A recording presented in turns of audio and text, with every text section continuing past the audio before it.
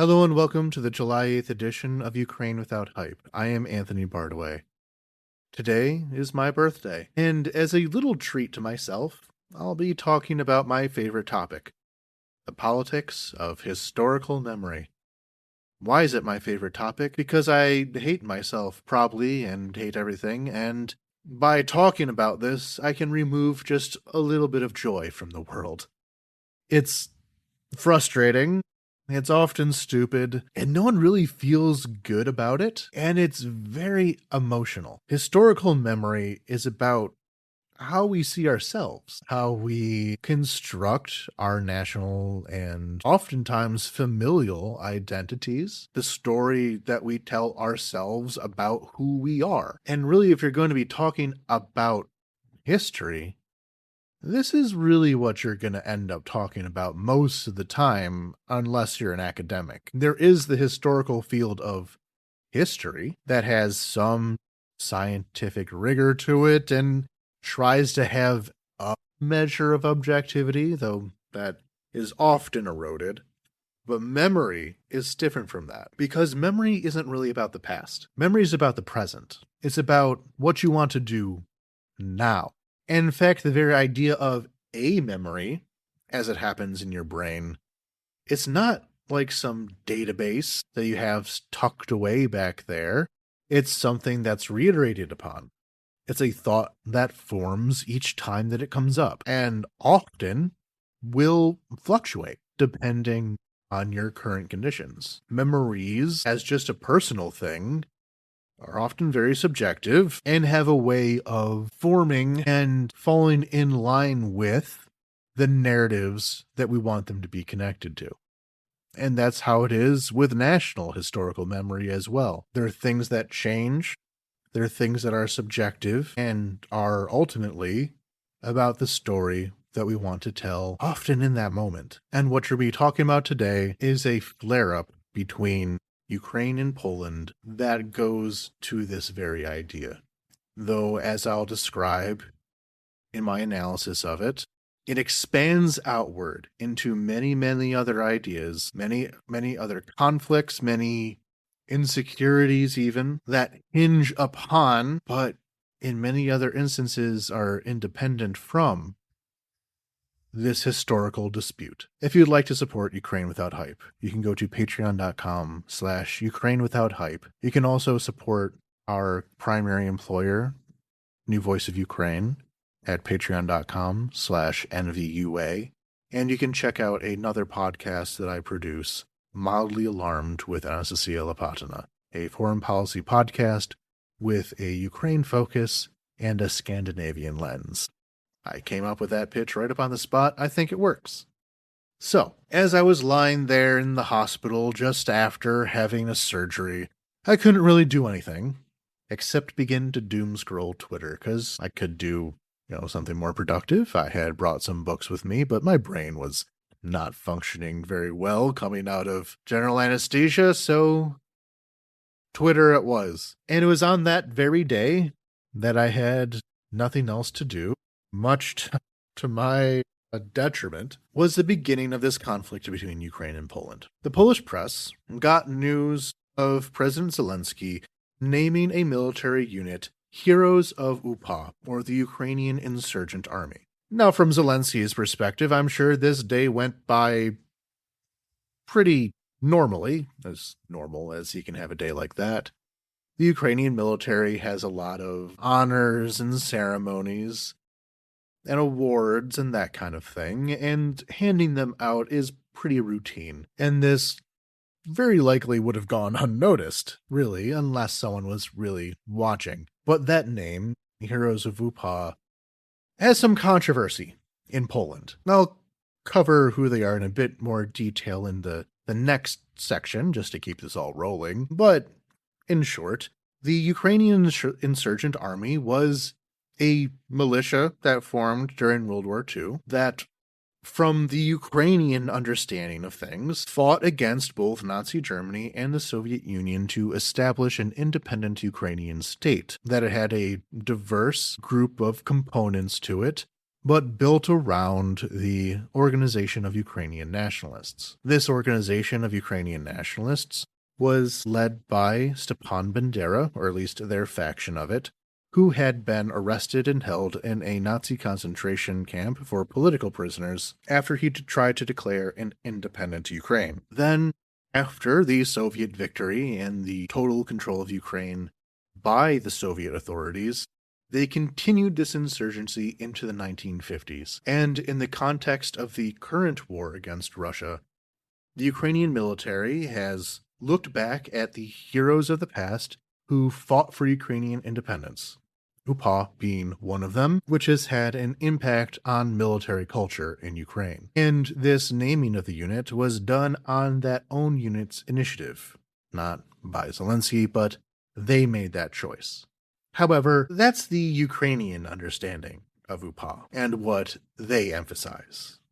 The Polish understanding of UPA focuses much more specifically on one thing they did, which was the massacre of tens of thousands of Poles in the regions of western Ukraine, of Volhynia and Galicia. But the thing is, both of these stories are true. You don't have to meet in the middle on that.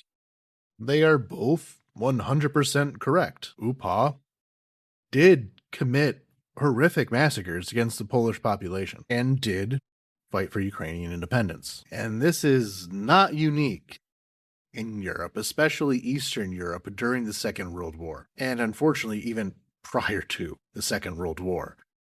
The period between the First World War and the aftermath of the Second World War into the 1950s is that there was a lot of bloodshed, and many of the people who carried out that bloodshed are fondly remembered in the countries that they represented, including Poland, but we'll get to that. From the Polish perspective, these massacres were entirely one-sided. They were the same thing as what the Nazis did in the Holocaust. From the Ukrainian perspective, it was two-sided. There was Polish violence against Ukrainians as well. That there had been an escalation of repressions and violence against the Ukrainian population in the area of Western Ukraine that had been part of Poland in between the world wars, and that during the Volhynia tragedy, which is the word that is used in Ukraine, there was also a significant amount of violence committed by Poles against Ukrainians. The Volyn genocide versus tragedy. And this has been a big sticking point in Ukrainian-Polish relations. It's just that it's usually a behind-the-scenes kind of thing. There may be a blow-up every once in a while, maybe once a year. People get heated, accusations are thrown around, but ultimately it kind of goes away eventually because it's not the sort of topic that directly affects people's day-to-day lives and therefore only has so much staying power in the grand competition for attention. But this was different. This time was different because what would usually be a minor blowup has evolved into a very serious conflict that could affect the war even. So, the president of Poland, Karol Nawrocki, in response to this, threatens to take away President Zelensky's Order of the White Eagle. This is Poland's highest state honor that a foreign dignitary can receive, and says that you have 2 weeks to take back the naming of this military unit, to not honor UPA, these killers of Poles, or we will remove this honor from you. Which is something, by the way, that had only happened once before. There was some Polish politician who got stuck into some kind of scandal. I didn't look too deeply into this, but this Polish politician got stuck in this financial scandal involving corruption, and because of that had his honors taken away from him. While this award continues to be held by Catherine II and General Suvorov, who wiped Poland off the map initially, by Miklos Horthy of Hungary, who joined in on the war against Poland, World War II, and also Benito Mussolini, all still have this honor that has been considered besmirched by its attachment to Zelensky. Moving on. The time period of these 2 weeks then led to negotiations, we can call them, an attempt at dialogue, maybe, that failed and for reasons that were disputed between the two sides. Budanov was sent to Warsaw in order to negotiate, to calm the situation down. He says that he was turned away. The Poles, for their part, say that they had offered Ukraine some kind of deal to get away from this whole mess that would involve, of course, removing the name Heroes of Upa from that military unit. And they say that they were rebuffed by Ukraine entirely. I'm not going to try to solve that question of who was more rude to who. It's all very subjective, and we don't really have a great way of knowing. Though, really, my perspective on all this is that is a conflict being driven by Novrossky for reasons which I will give later. Then, by the time this ultimatum reached its point, it came down to it had to be a decision not by the president, Novrossky, but by the prime minister, Donald Tusk. And the two of them are rivals. One president, one prime minister. The president from the right-wing Law and Justice Party, and Prime Minister Donald Tusk from the Civic Coalition, a centrist political party. And while the president was able to propose that this honor be taken away, the actual act of it would have had to be done by the government, which is something that Donald Tusk was obviously trying to avoid. He really wished this all didn't happen, and it became a political trap for him. Because if Tusk did not remove the honor, then he would be accused of being anti-Poland, of being a traitor, of besmirching the memory of the victims of the Volhynian genocide. Whereas if he did remove it, the political fallout from that, he'd also have to own. Not a good position to be in.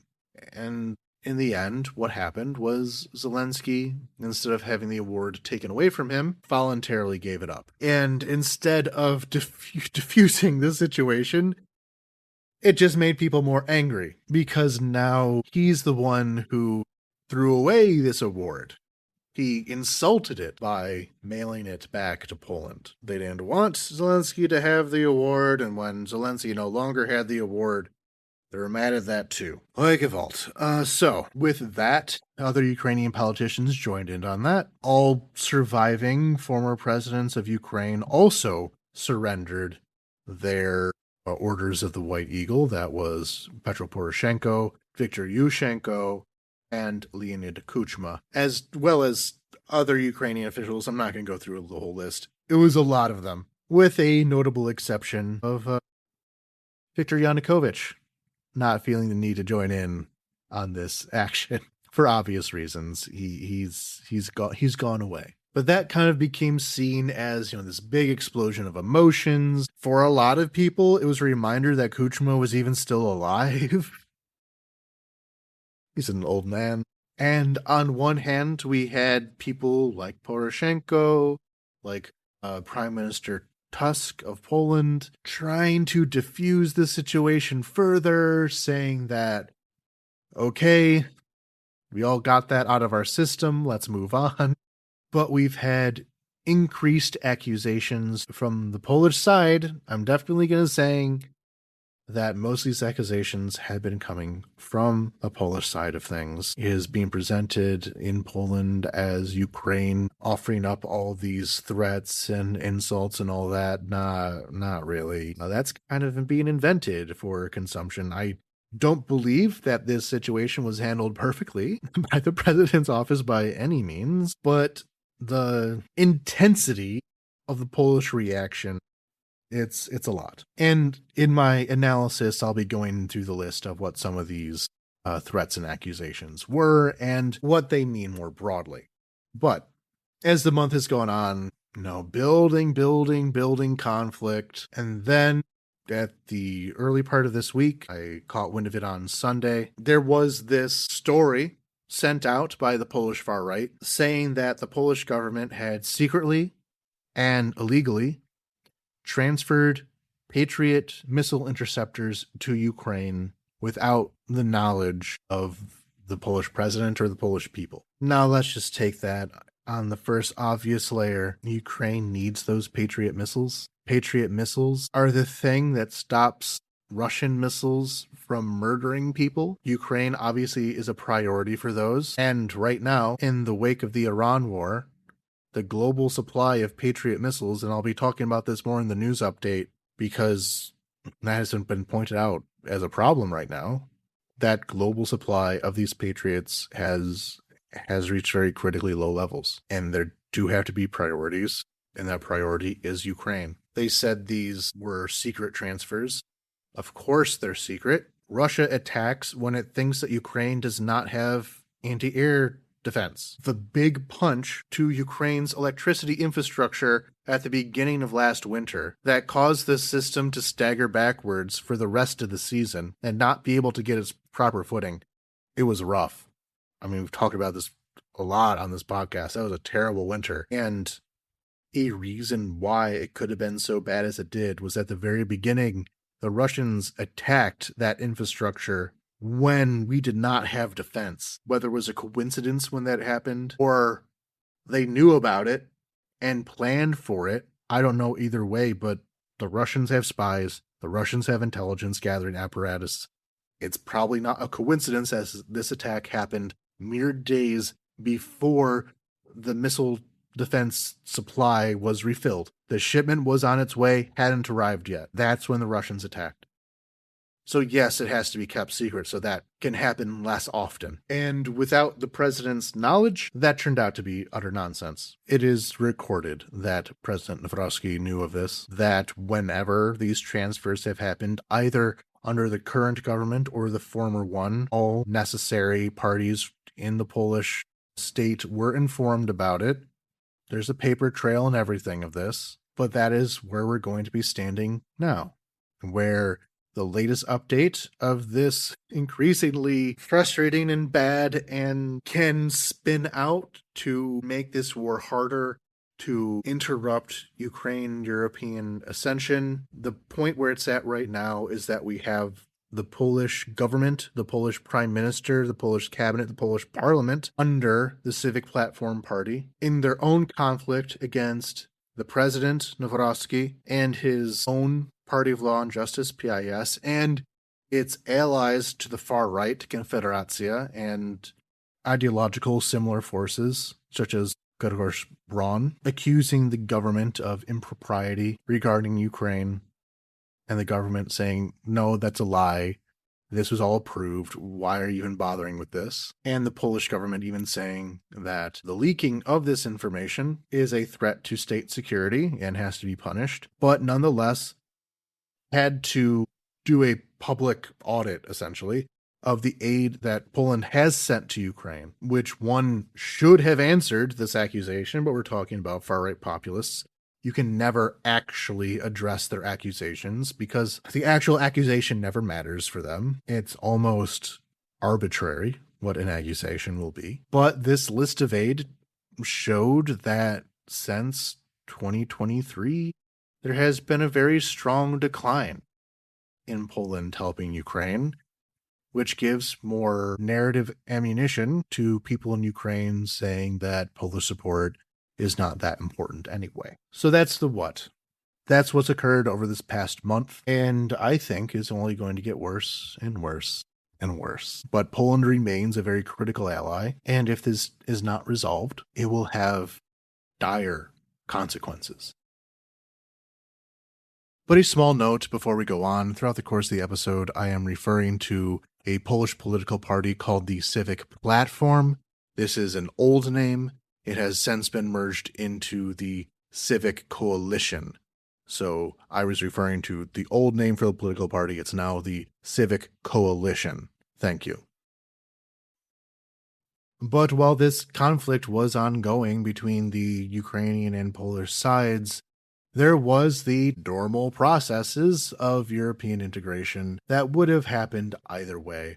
And that was the Reconstruction Conference in Gdansk. That was generally about how resources would be allotted to repairing Ukraine, to rebuilding, to investing, to reconstructing what Russia has destroyed, and boosting Ukraine in the process. This conference has been a yearly event, but this time it was in Poland. And there was the question, will Zelensky go? Is he allowed to go? Is he invited to go after all this just happened?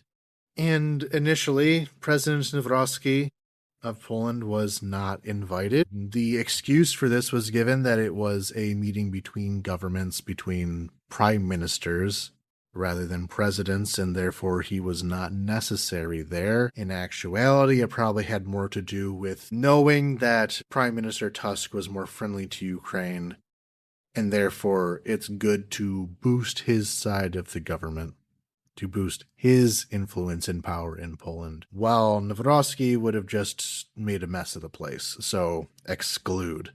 But Zelensky also made the decision not to go.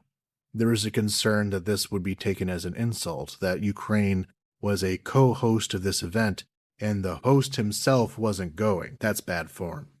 But then the opinion of the Polish government seemed to be that it would be better for him not to be there anyway, because that would just inflame the situation. Zelensky showing up would inevitably lead to a political conflict, to protests, that kind of thing, and therefore best to avoid, with the Prime Minister, Yulia Sviridenko, going as the leader of this delegation.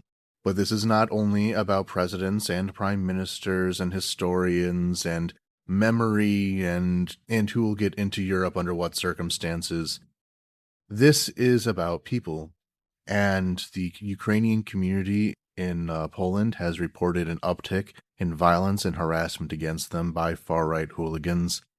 This has been a growing problem, not only in Poland, but the rest of Europe, the UK, Germany, elsewhere, where Ukrainians are a vulnerable population and are targeted by xenophobes and nativists who see them as a threat, as whatever it is that these goons decide to justify their own insecurities and violence on.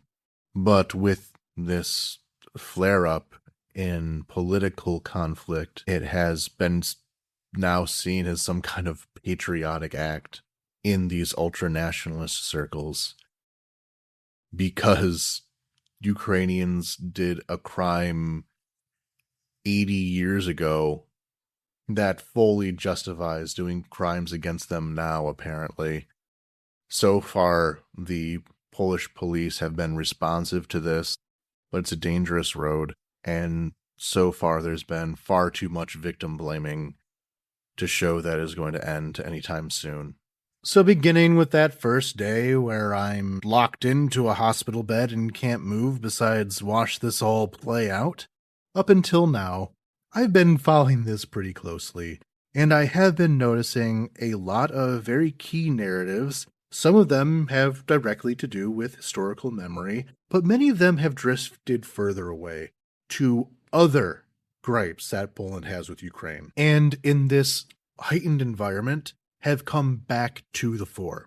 And I want to talk about those. But before we can go forward, we have to go back. If you're listening to this on Spotify, I'll be linking to the History 101 episode, as well as last year's World War II anniversary episode, where I also talked about this topic in different ways. Of course, during the history episode, I explained it as straightforward as I could, whatever that means as far as history is concerned.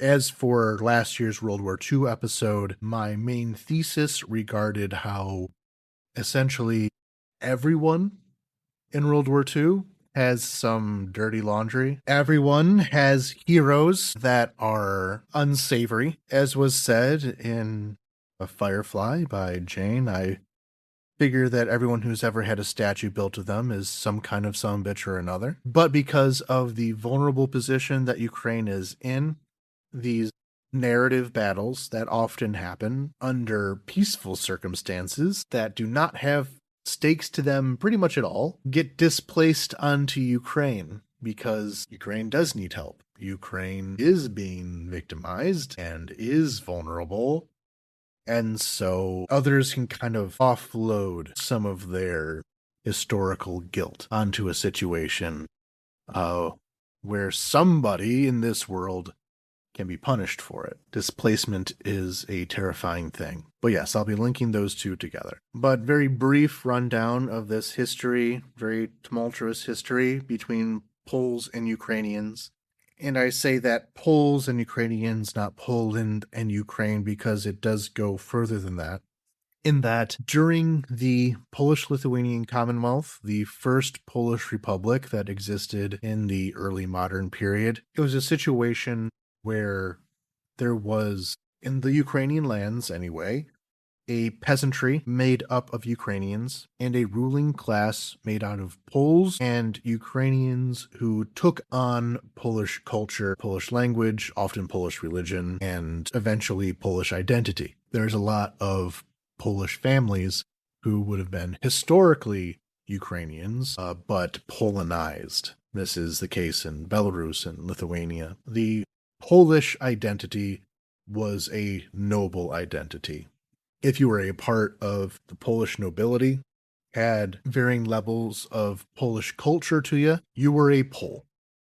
If you were a peasant, you were not. Leading to a rather interesting situation where if you look back to the 1700s, a Ukrainian nobleman could be more of a Pole than a Polish-speaking peasant. And this was a very complex society that was going on here that was made up of a lot of negotiation, of contract between different aspects of society, issues of liberties that you had by virtue of your class. But within this, as the Polish nobility became more and more powerful in the lives of the peasantry, there were growing insurrections against them, the height of them being the Khmelnytsky uprising. And this had religious aspects of the Polish Catholics, Ukrainian Orthodox, of class dynamics, of the nobility and the magnates against the peasantry, as well as the more direct causes of conflict, because the Polish-Lithuanian Commonwealth was a very decentralized system where conflicts on the local level were quite common. And it was one of those local conflicts that expanded into the Cossack uprisings under Khmelnytsky. And it was this series of events in Polish history that began with this uprising by Ukrainian Cossacks that was termed the Deluge. It began with this uprising, but led to wars with Sweden, wars with Russia, that on the other end of them left the Polish-Lithuanian Commonwealth extremely weakened and spending much of the later years, with some resurgences, at the mercy of Russia through often political manipulations and bribery, until Russia gradually took more and more of the Ukrainian and Belarusian and Lithuanian lands. And in the end, by the end of the 1700s, Poland disintegrating from the map, split between Russia, Austria, and Prussia, with the Ukrainian portions between Austria and Russia. But Poles were still there, even if Poland no longer was. And throughout most of this process, there remained a very strong Polish nobility. They were very wealthy. They were very educated, more so than the Russian nobility. And you got pretty far into the 19th century when Polish was still the market language in Kiev, with Kiev being conquered by Russia much before the final dissolution of Poland. And demographically, you had a situation where in western Ukraine, though the countryside, and this was a very rural area, so the countryside accounted for most people, was Ukrainian speaking, the cities themselves were ethnically diverse. Lots of Jews, lots of Poles, Ukrainians, Armenians, but often Polish-speaking, until the Polish uprisings of 1830, when Russia saw the need to crush the Polish nobility, to crush Polish culture, to expand the Russian one in its place. But then Poland receives independence after World War I and the fall of the Russian Empire. I always try to back away from talking too much about the wars that happened because it's so complicated, and if I started to do that, I would be here for 2 hours. And I'm not going to do that. But essentially, there is a war between Poland and the Soviet Union. The Poles are supported by Ukraine in this, but in the end, Ukraine, most of it is lost to the Soviet Union, while Poland, in the treaty with Riga, claims Western Ukraine. There we go. And in this interwar period, the Second Polish Republic, there's a lot of debate within Poland of how to deal with these minority groups, Belarusians, Ukrainians, and Lithuanians, as well as Germans in West Prussia. But as is relevant here, I actually am going to talk about other aspects of this time period in the analysis portion because this is all very relevant, don't worry. And you know that's relevant because I have to say that it's relevant. But dealing with this exact issue of violence, there begins to be an attempt to Polonize what they call the Kresy, the borderlands, make them more Polish. They seize churches. There's some violence against Ukrainians. There's an extensive attempt to Polonize the region, to Polonize the people. And meanwhile, the Ukrainians within this new political setup have to figure out how they're going to handle it. They had wanted independence. What they got was being a large minority in a different nation's state than their own. The main response to this was moderation, was saying, okay, so we're part of Poland now. How can we, as Ukrainians, protect our rights through the political process? What kind of new negotiations can we make with the government to secure our own minority interests through democratic means, through moderate, peaceful means? And then there was the less peaceful answer put forward by the Organization of Ukrainian Nationalists, who wanted to fight against Poland to reestablish Ukrainian independence. And they did so through terrorism, through assassinations. They killed a Soviet diplomat as revenge for the Holodomor, but they also killed Polish politicians, ministers, and Ukrainian moderates, who they saw as traitors to the Ukrainian people. And to put down the Organization of Ukrainian Nationalists, OUN, as it's called, they began the pacification campaign, which began under Pilsudski, who himself had ideas of Poland that were more ethnically diverse, acceptable, built under the idea of a common Polish culture. But he began this pacification campaign, which was violent. A lot of people were killed. There was violence, torture, and it was not only targeted against OUN. It was a very heavy-handed counterinsurgency campaign that targeted a lot of peaceful civilians. But in a lesson that has to be learned over and over and over again, when you do a counterinsurgency that is too heavy-handed and violent, it mostly just ends up alienating the targeted population, causing more support for violence rather than moderation. This seems to happen basically every time, and every time people think, this time it will work. It did work in the case of Sri Lanka, which is unfortunate to everyone because it gave credence to the idea. And so World War II starts. Half of Poland ends up in German hands, and through the Molotov-Ribbentrop Pact, the other ends up in Soviet hands.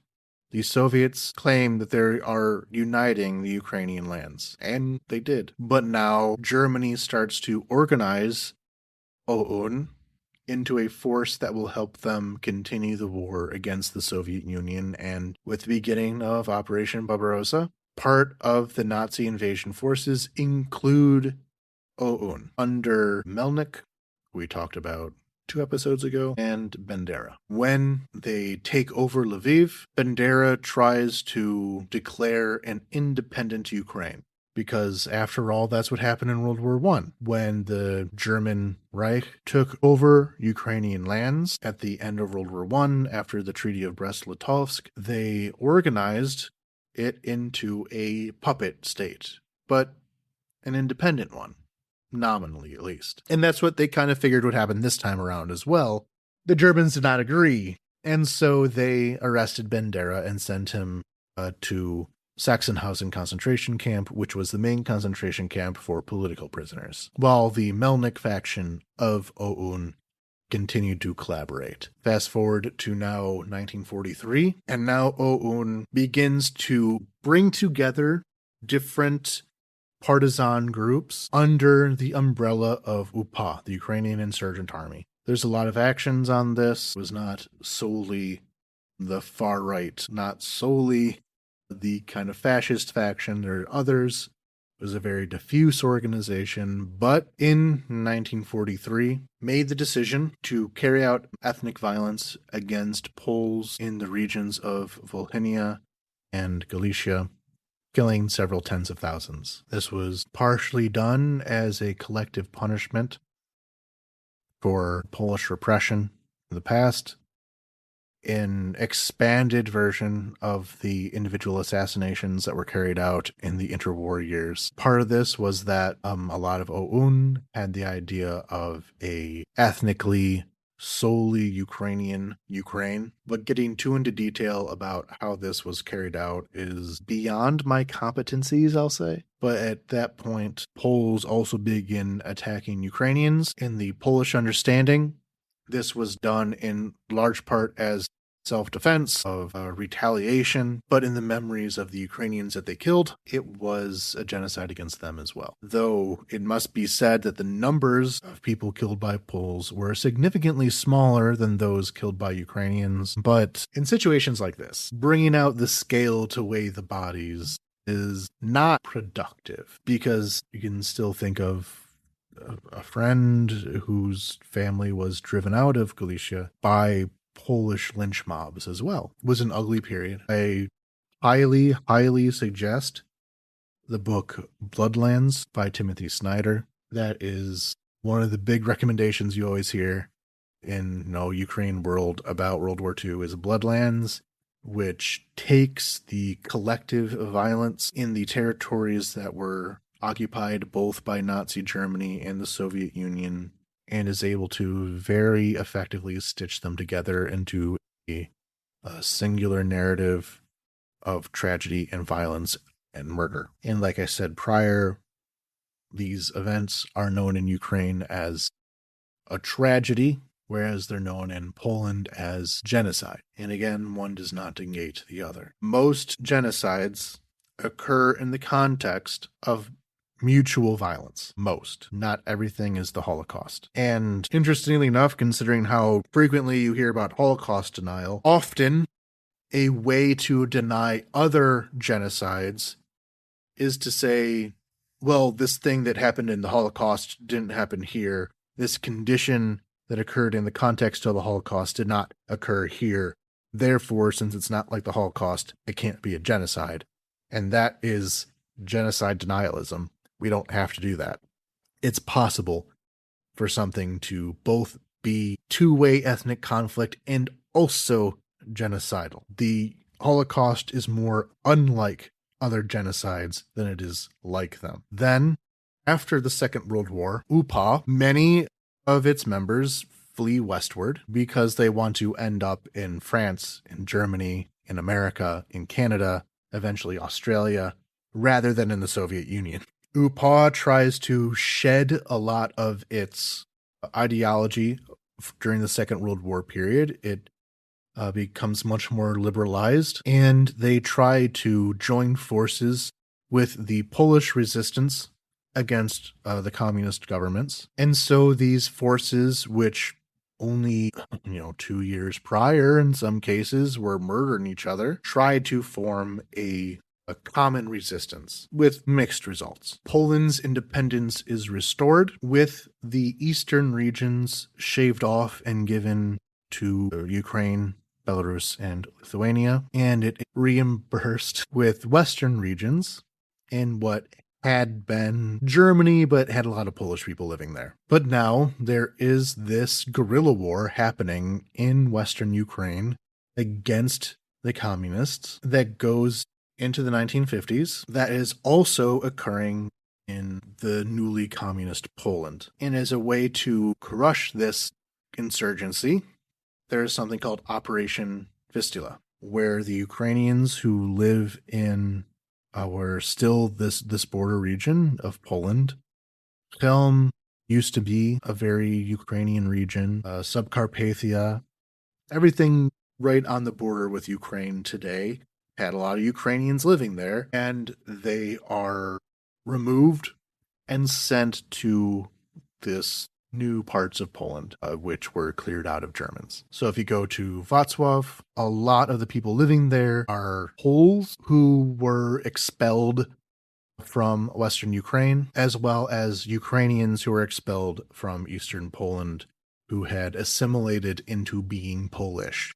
So they'll say, like, I'm Polish, but my great grandparents were Ukrainian, or they're Wemko, or other ethnicities who had been living in that area. And that is all just leaving out everything besides Poland, Ukraine. Because the Soviet Union committed tremendous amounts of violence against Poles.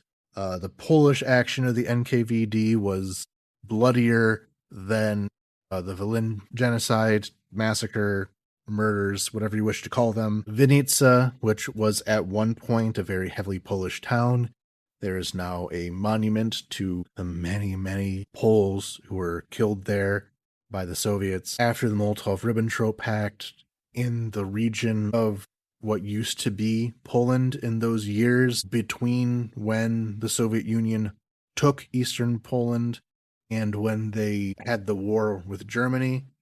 During that time, their main priority seemed to be killing the Polish people who live there. There's many elements to that tragedy. The story I gave refers most specifically to Polish-Ukrainian tensions. And then when these two countries regain their independence with the fall of the Berlin Wall and the end of the Soviet Union, there is more effort to kind of get along better. The two countries are, of course, neighbors. They're not hostile to each other, but they do have their own national self-perceptions that are at odds with each other because of all the reasons I just gave. But there are various attempts by Ukrainian presidents, Kuchma, Yushchenko, Poroshenko, Zelensky, to kind of heal those old wounds, have good relations with each other. But of course, this historical conflict is never really resolved. People have their own stories, and especially with Zelensky, a lot of Zelensky's approach to historical politics has been to kind of let people believe in what they want to believe.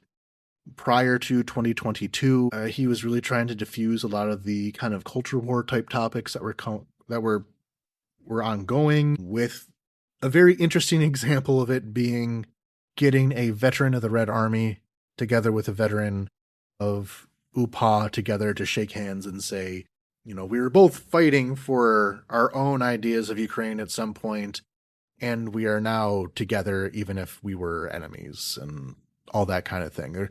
There's a very strong tone of reconciliation and letting people have their own things in the kind of Zelensky version of historical memory. Another one of these conflicts that has arisen from it that has been addressed is the issue of exhumations. Poland wishes to go into Western Ukraine, find where these massacres happened, find the bodies of the people who were killed, and have some kind of scientific accounting for everything that happened, and be able to rebury these victims with a proper Christian burial. That aspect has had its own complications because, especially between about, I want to say 2015 and 2017, there were also a lot of vandalism of Ukrainian monuments and cemeteries in Poland.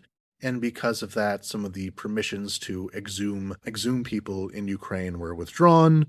Poland says, let us investigate, let us rebury our family members who were murdered by Ukrainians.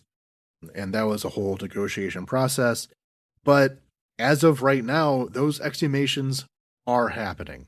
The process has begun. It's being documented.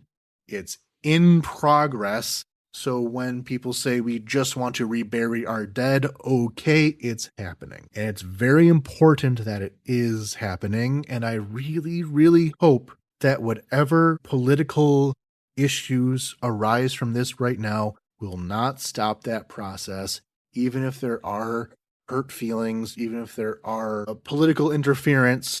this issue of exhumations does need to be depoliticized so that the right thing can happen. And for the purposes of what we're doing here, I'm just going to say that it's my story. It's my version of events.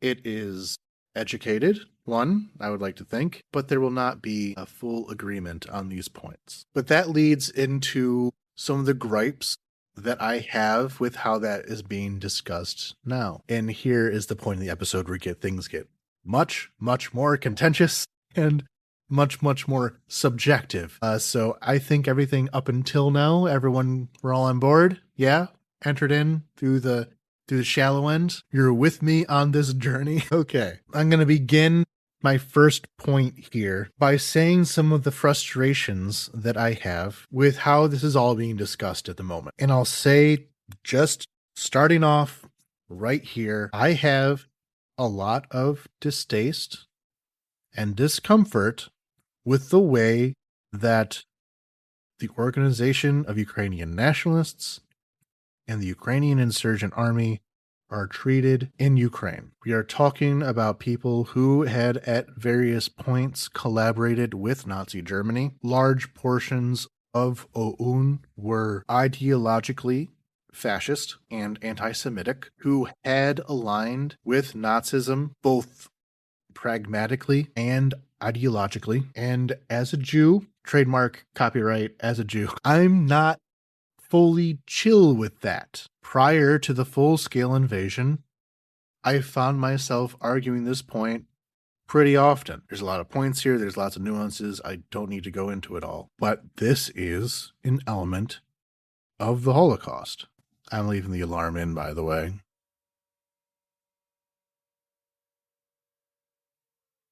Yeah. Right as I say the word Holocaust, I get the missile alarms, and by the way, there was an explosion before those alarms even went off. Happy birthday to me, right? But guess what? Ukraine is not alone in that. Right now, if you listen to Polish commentators, it is often treated as though Ukraine is the bearer of all sins in this, and that anything that Poles may have done at the time has been accounted for. That's really not the case. One issue with dealing with memory politics in Eastern Europe, and really all of Europe, is that the conflicts that arise between these stories are between titular nations: Hungary, Romania, Ukraine, Lithuania, Latvia. And these conflicts often are two-sided. I pointed out that not everything is like the Holocaust, but the Holocaust was not two-sided. It was one-sided. And it feels like there's an attempt to shoehorn that framework into places where it is not appropriate. And if we're talking about things that Ukraine has done, let's talk about what everyone has done, including Poles. Let's go back in time to, let's go with 1880. So not during any of these wars, just the standard way you would live your life as a Jew. It's Christmas time. Everyone's having a great old time, partying, drinking, and so they go to midnight mass. They're told about how their Lord and Savior perhaps was eventually murdered by the Jew. This is a thing that happened on the holidays. Christmas, Easter was quite violent. And so you have these peasants drunk on the festivities, hopped up on religion, and they go get justice for the death of God against those who committed the grave sin of deicide, along with all the other elements of classical anti-Semitism, accusing them of kidnapping Christian children to use their blood to make Passover bread. And this would not always result in extreme violence. Sometimes people just get beat up, maybe have their stuff stolen, maybe some rapes.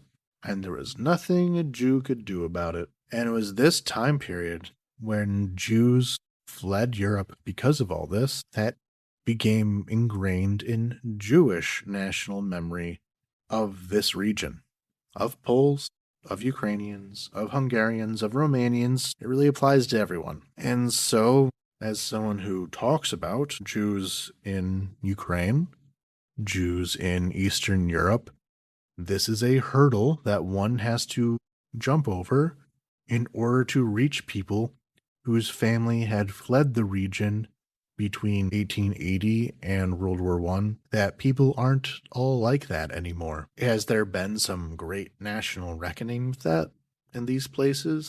Not really. But just a time heals wounds thing, I guess. And especially after the fall of these communist regimes and the opening up of tourism, where people are able to go to these places, connect with their roots in the region, and there has been a lot of rebuilding of relations between the Jewish community and the old country. Or are they going to say, no, sorry for those few 100 years?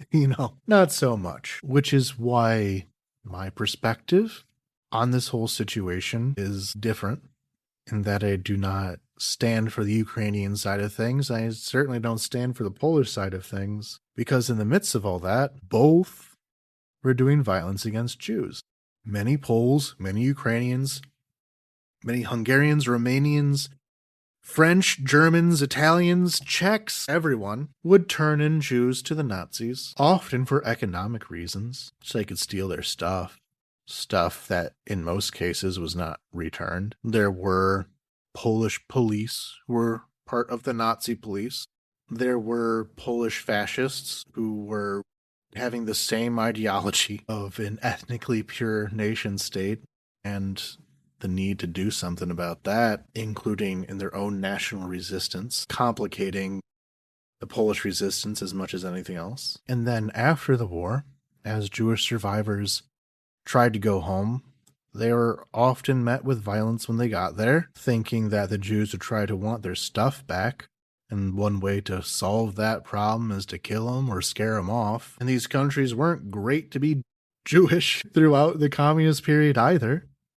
In the aftermath of the 1967 war, with Israel becoming much more of a focus of the communist bloc, it was used as an excuse to purge a lot of the Polish section of especially the Communist Party. A lot of people were kind of kicked out of, a lot of Jews were kicked out of Poland in that time, many of them going to Israel or elsewhere. The Soviet system was systematically anti-Semitic. To go to university, there were quotas of the max number of Jews they would take, for example, meaning that within these countries, once the borders opened, a lot of the Jews just left because there was a very bad experience in these places. And I'd say a lot of these countries have attempted somewhat to reconcile. I certainly am comfortable in these places. I quite like Poland.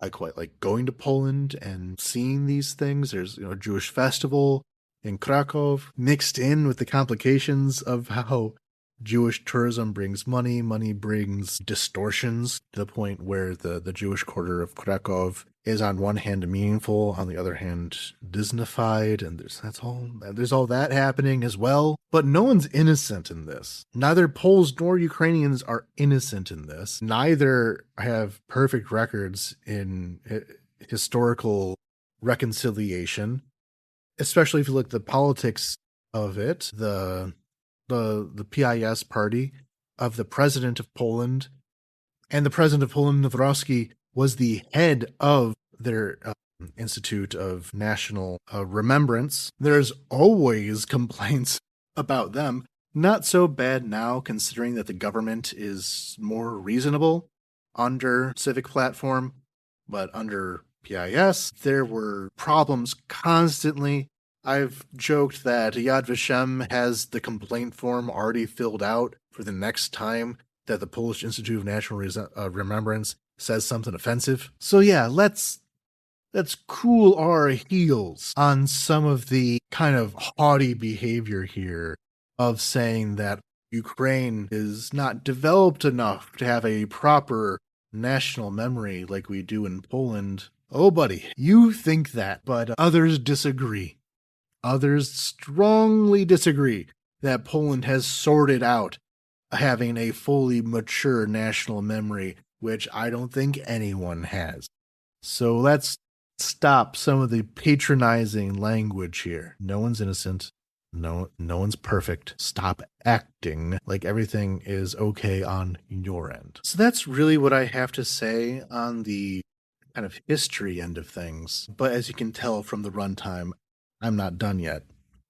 Because as I've been following this along, I've been trying to listen to the politicians, listening to think tankers, the cultural figures, the political commentators, not just, random Twitter posters who are there to aggravate things on purpose, but trying to really collect what some of these other complaints may be to find out the positions and interests of those involved. And the first one here is obvious. Ukraine has just now entered into full EU accession negotiations. I made that the primary topic of the last episode, so go back and listen to the last episode. And there are really two elements of how EU accession negotiations work.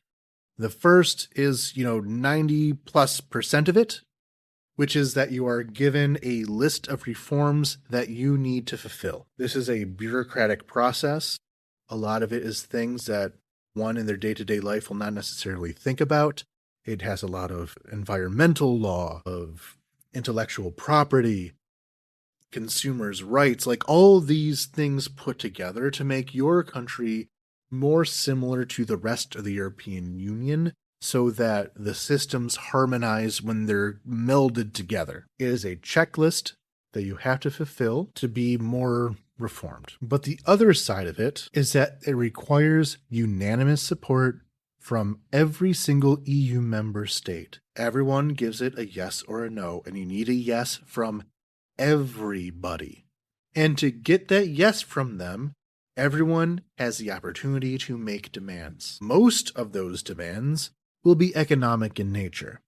When Poland was trying to join the EU, for example, the main demands made of them were on the agricultural sector and on the trucking sector, which is, interestingly, the two main things that Poland is demanding of Ukraine. Everyone's really the same, right? Poland had a large agricultural sector that could challenge those in France or the Netherlands, just as Ukraine has a large agricultural sector that could challenge Poland's. Prior to full EU accession, the Polish trucking logistics industry had a large leg up over its competitors in the rest of Europe, in large part due to the fact that a Polish trucker was paid less than a German trucker and could outcompete them in that way. Now that Ukraine is trying to join the EU, Poland has concerns about Ukrainian truckers being cheaper than Polish ones and other elements of how that works.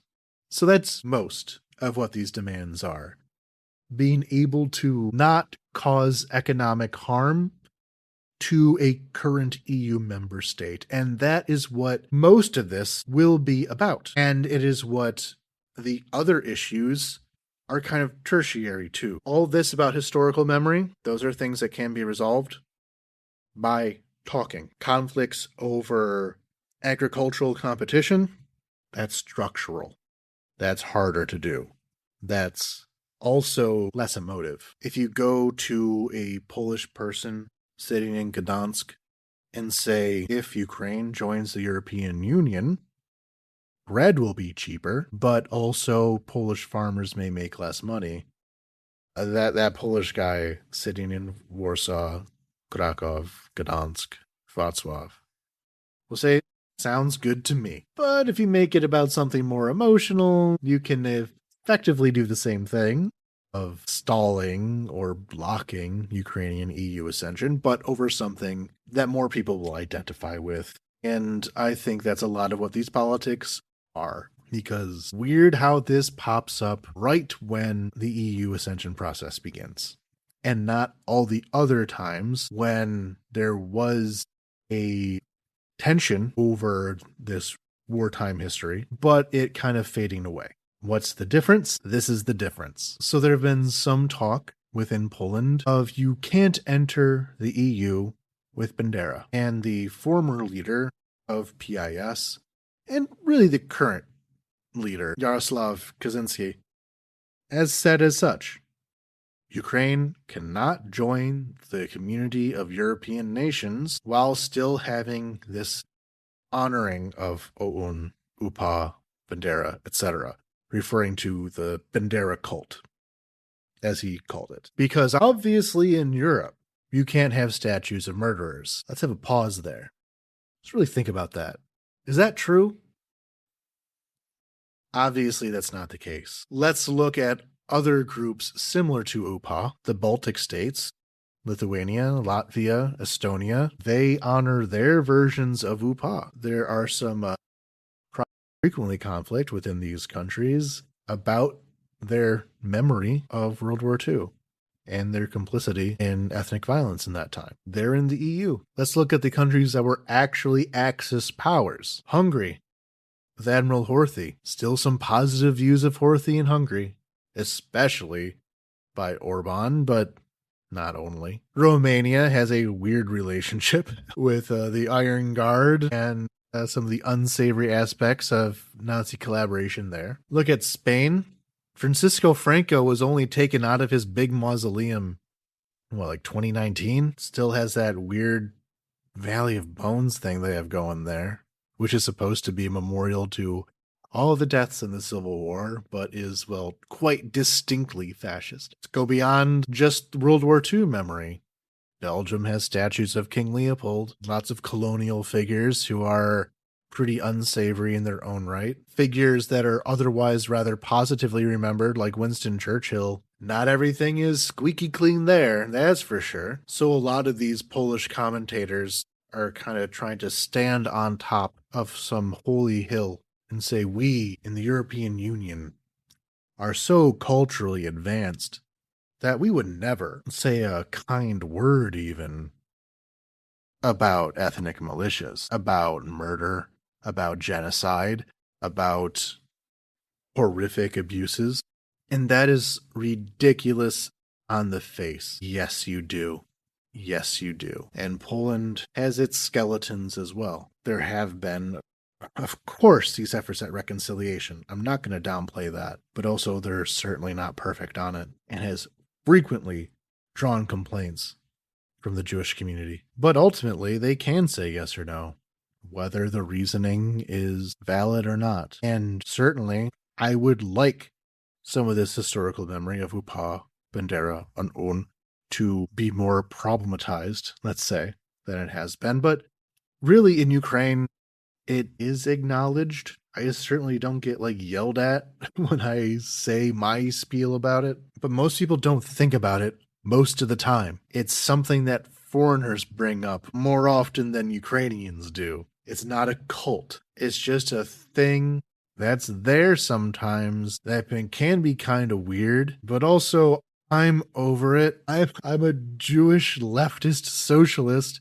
and it doesn't get thrown in my face often enough for it to bother me unless someone wants to bring it up. And the people who bring it up are usually foreigners, not Ukrainians. But that said, Poland can say yes or no.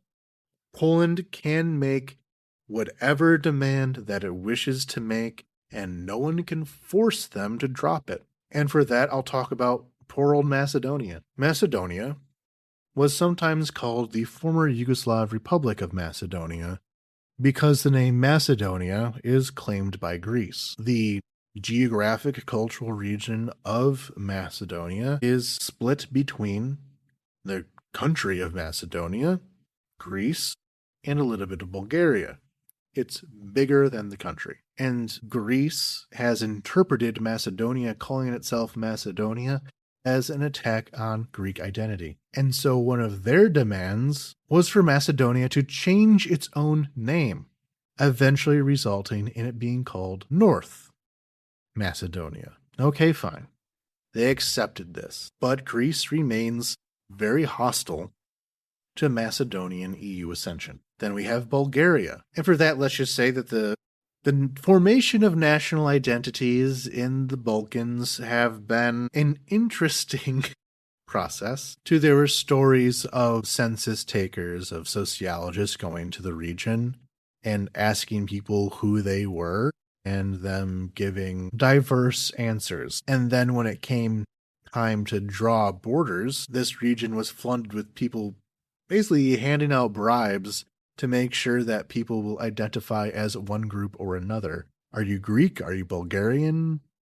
Are you Serbian? What are you? There was flexibility. It's not like these categories didn't exist, but there was significant amounts of gray zone in between them that someone could slide between. And Macedonia was a spot where a lot of Bulgarians considered to be part of a proper Greater Bulgaria.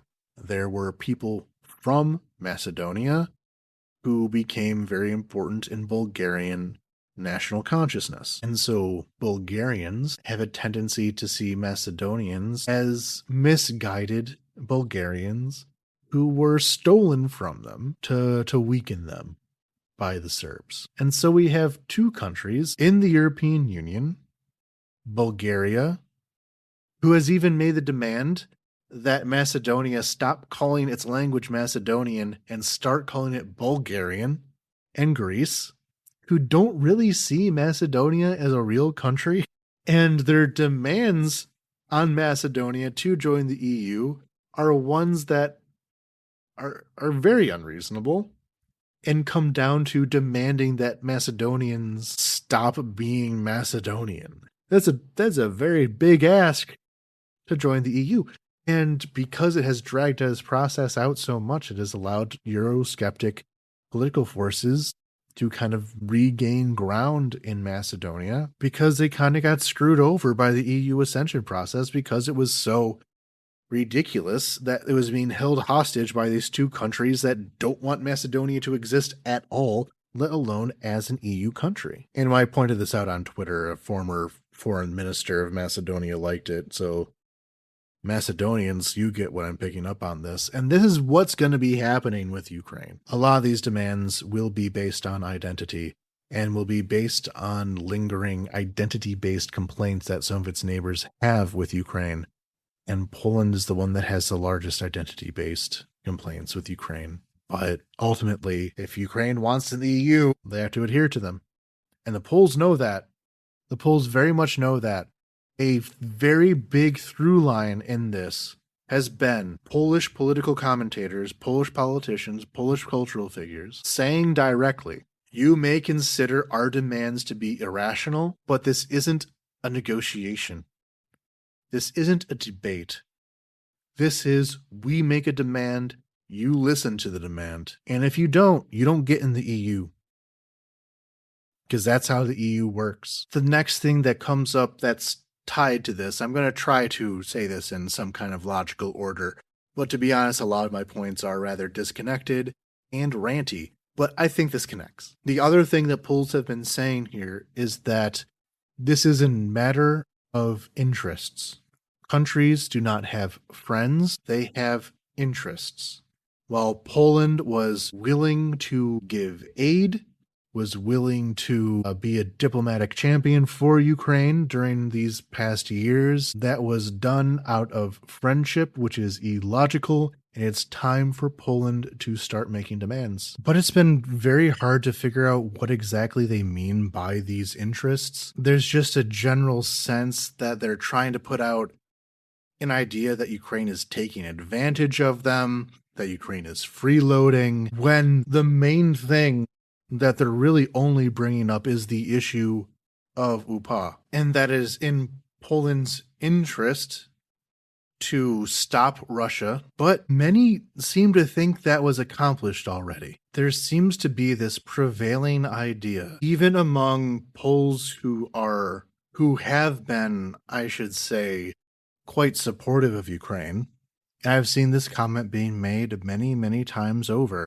is that Russia has basically already lost, that the sacrifices that Poland made in 2022 may have been necessary at the time, but now no longer are, that Russia cannot even conquer the poor and weak Ukraine, and so there's no way that they pose a threat to Poland, which not only has a more modern military, but also the support of NATO. So Poland's interests in helping Ukraine may continue to exist and that they have an interest in further weakening Russia, but it is now time to make demands on Ukraine in exchange for that help because it's no longer an existential question. That's time for Ukraine to make concessions to Poland on this historical issue, but also on economic issues, on access to Ukrainian contracts, on mineral rights, which is unfortunate because a lot of this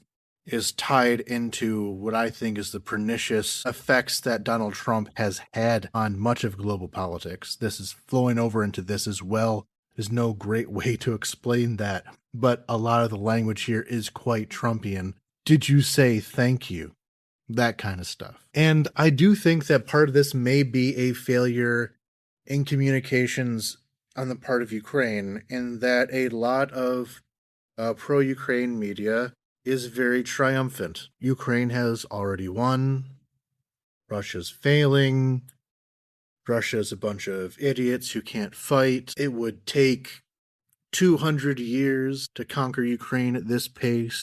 And I feel like that has disarmed some of the very, very nasty position that Ukraine continues to be in and will continue to be in. Yes, the Battle of Kiev was won, meaning that Russia's goal of total conquest was mostly thwarted. Yes, there is very little forward progress on the battlefield, but the war's not over. If support for Ukraine dries up, if any one of several problems continues to grow unabated, the future's not certain. And if there continues to be this attitude growing in Europe that the problem is solved and therefore we don't need to help anymore, the war could go in a very bad way. And saying that Russia lost is absurdly arrogant. Poland gave much of its aid in the first year of the war, and that was extremely important.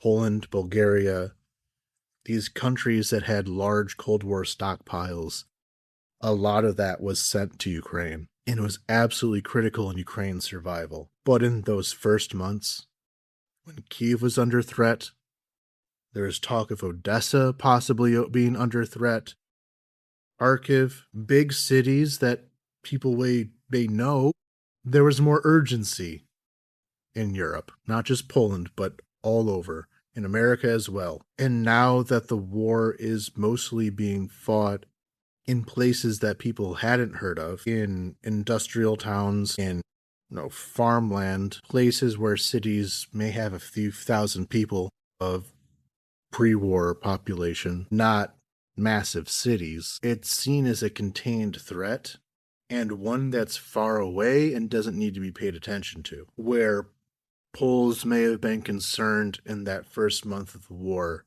that Kiev could fall and Russian tanks could be thundering on their way to Krakow and Lublin. Now it looks like that problem is solved, so there isn't the urgency. But that's not a Polish problem.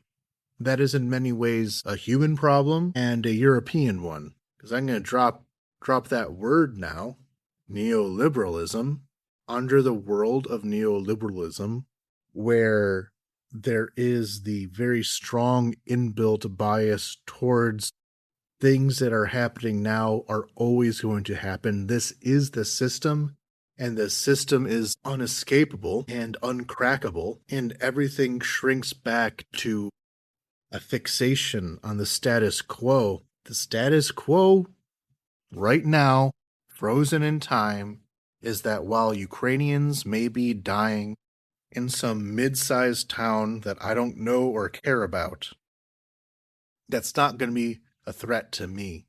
And that's never going to become a threat to me. So whatever I do is elective rather than necessary. It's a thing that happens on the TV, and I may feel good about it, feel good about helping, but it's not an existential threat to me. And that is the presumption that people have and is inbuilt into the neoliberal world order.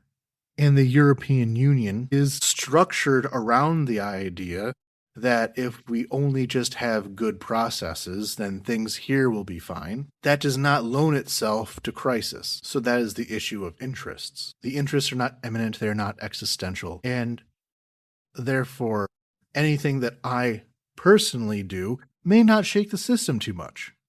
There can be a free rider problem here. Okay, yes, maybe Ukraine needs to continue having support to resist Russia.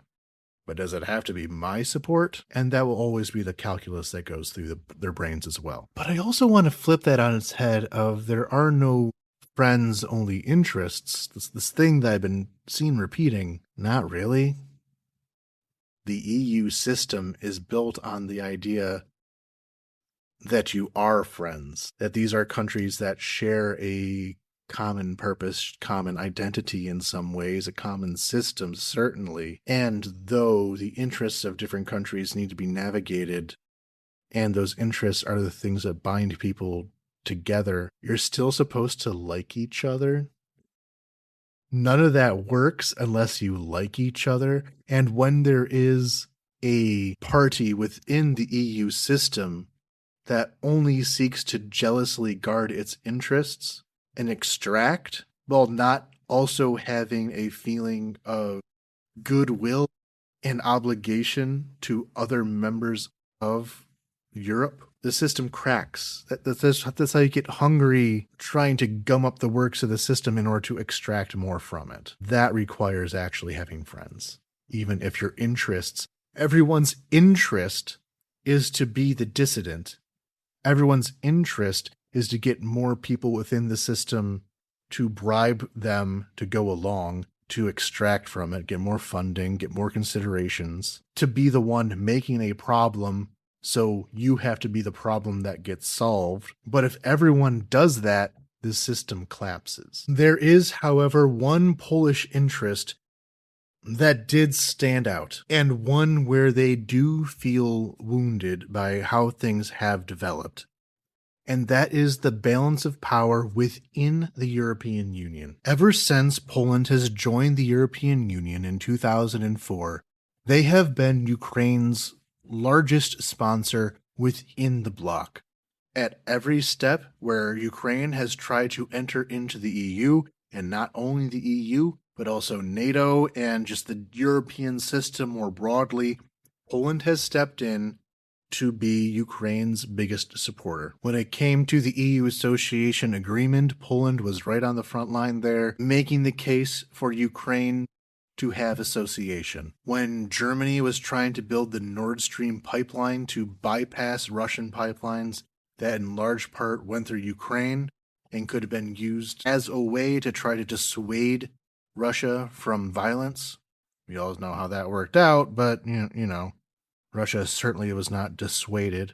But the Nord Stream pipeline was considered a serious disruption in what amount of containment they had in Russia. Poland, the Baltic states, they were there trying to get Germany to stop, while Germany kept going with it and helping Russia. After Maidan, Poland was there helping with reforms, helping with support in all kinds of ways. Or even look at the Euros in 2012 that was hosted by Ukraine and Poland together. Ukraine and Poland's friendship does run deep, which is part of why this scenario is so painful. That friendship is real, and Poland is correct in saying that it has been so important for Ukraine, but that is part of its interests. And one of the reasons why they did this is that Poland has its own view of how European politics should work. Poland, entering its era of democracy, was quite poor and underdeveloped. It had been under Soviet control for all those decades. Before that, it was ripped apart by the Soviet Union and Nazi Germany. The Second Polish Republic, able to assert itself, and I'll be talking about that in a second, but before that had been under occupation by Russia, by Austria, by Prussia. And so there's this country that historically had been the preeminent power in Central and Eastern Europe, being beaten down again and again into its state in the 90s, where it was a poor, politically tumultuous country that was I mean, let's face it, Poland had been a source of a lot of jokes at their expense. But because of a lot of EU investment in the form of not only direct aid, but also economic integration, and with all that, some pretty competent economic management, has grown considerably. It's much wealthier than it was. In Europe, it has one of the stronger militaries, and so has grown in its ability to exert political influence. The problem with that is that it's still not Germany, it's still not France. And the European Union is, yes, a collection of all these countries, but it is Germany and France that really are the ringleaders. Their interests are heard first. They have the largest economies, they have the largest populations. If there's going to be any subsidy, it's going to be coming out of the German economy, the French economy, the Dutch economy. And it is a transfer of wealth in many ways from Western Europe to Eastern Europe in order to subsidize the growth of these Eastern member states in order to bring them more up to scale of what they want the EU economy to be, which comes with a lot of patronizing. During the economic crisis of the late 2000s, Germany was basically dictating to everyone else how they're going to handle it, which meant, I'm sorry that you like those social services. You can't afford those anymore if you want to be financially stable.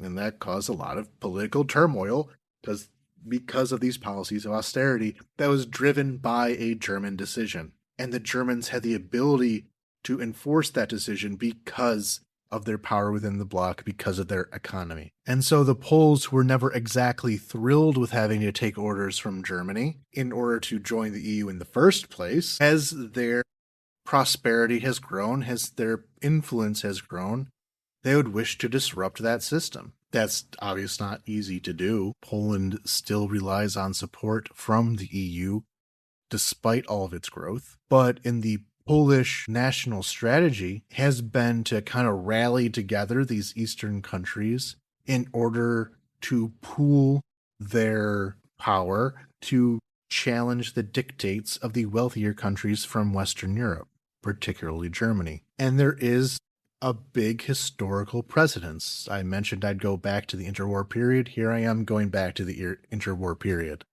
So the strategy of the Second Polish Republic was a combination of these two ideas, Prometheism and Intermarianism. Prometheism was the belief that the Poles of all the countries that were subjected to the Russian Empire were the strongest, and so would have to kind of lead the resistance.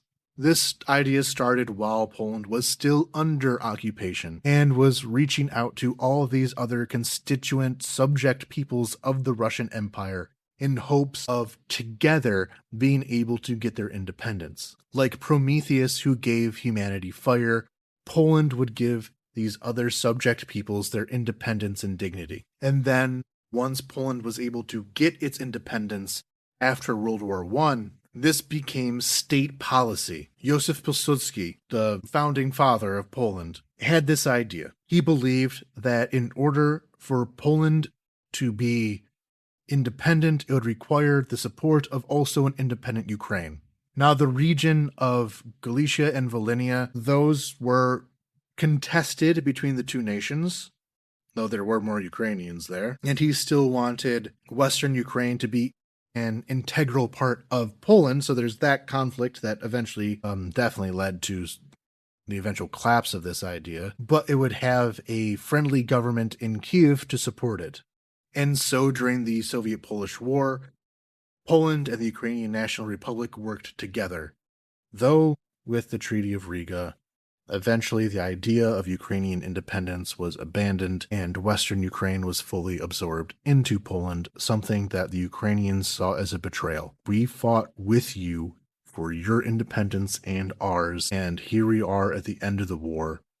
You're independent, and we're not. But still, even with that rather critical error at the beginning of Prometheism, the Second Polish Republic was contacting the remnants of Ukrainian nationalists around the Black Sea, representatives of Muslim groups that were now in the Soviet Union, and through their spy networks agitated for independence of these various peoples. Russia is stronger than any one of us individually, so we all have to work together with Polish leadership. The other part of this is intermarianism. Intermarium meaning between the seas, between the Baltic and Black Sea, there had to be this space of countries that were allied together against the joint imperialisms of Russia and Germany. So put these two things together, and the Polish national policy was to say that we all need to band together against Russia, against Germany, and promote the independence of people who were still subjected to them. Sounds good, right?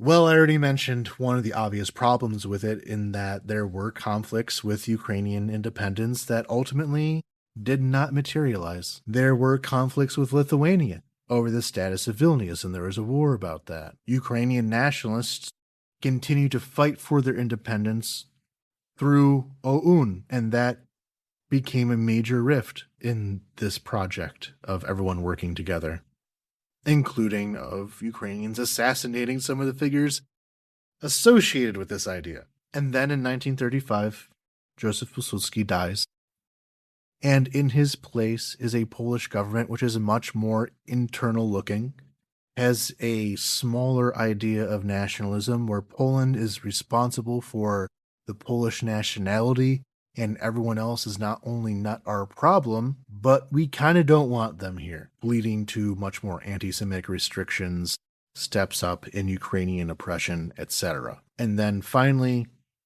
coming to an end, Molotov-Ribbentrop Pact, destruction of Poland. Any dream of collective defense against larger imperial projects dies at that moment. But this idea of intermariumism is revived, especially in post-Maidan Ukraine. Poland is looking to Europe for how it can become an alternative power center in the EU, to shift the center of power in the EU eastwards, but more competition, more consideration given to the East, with Warsaw as its primary champion. And therefore, Poland also took up the cause of Ukraine as a way to expand its own kind of sphere of influence. Poland brings Ukraine into Europe, and then Ukraine has Poland's back once it gets there. Poland, Ukraine,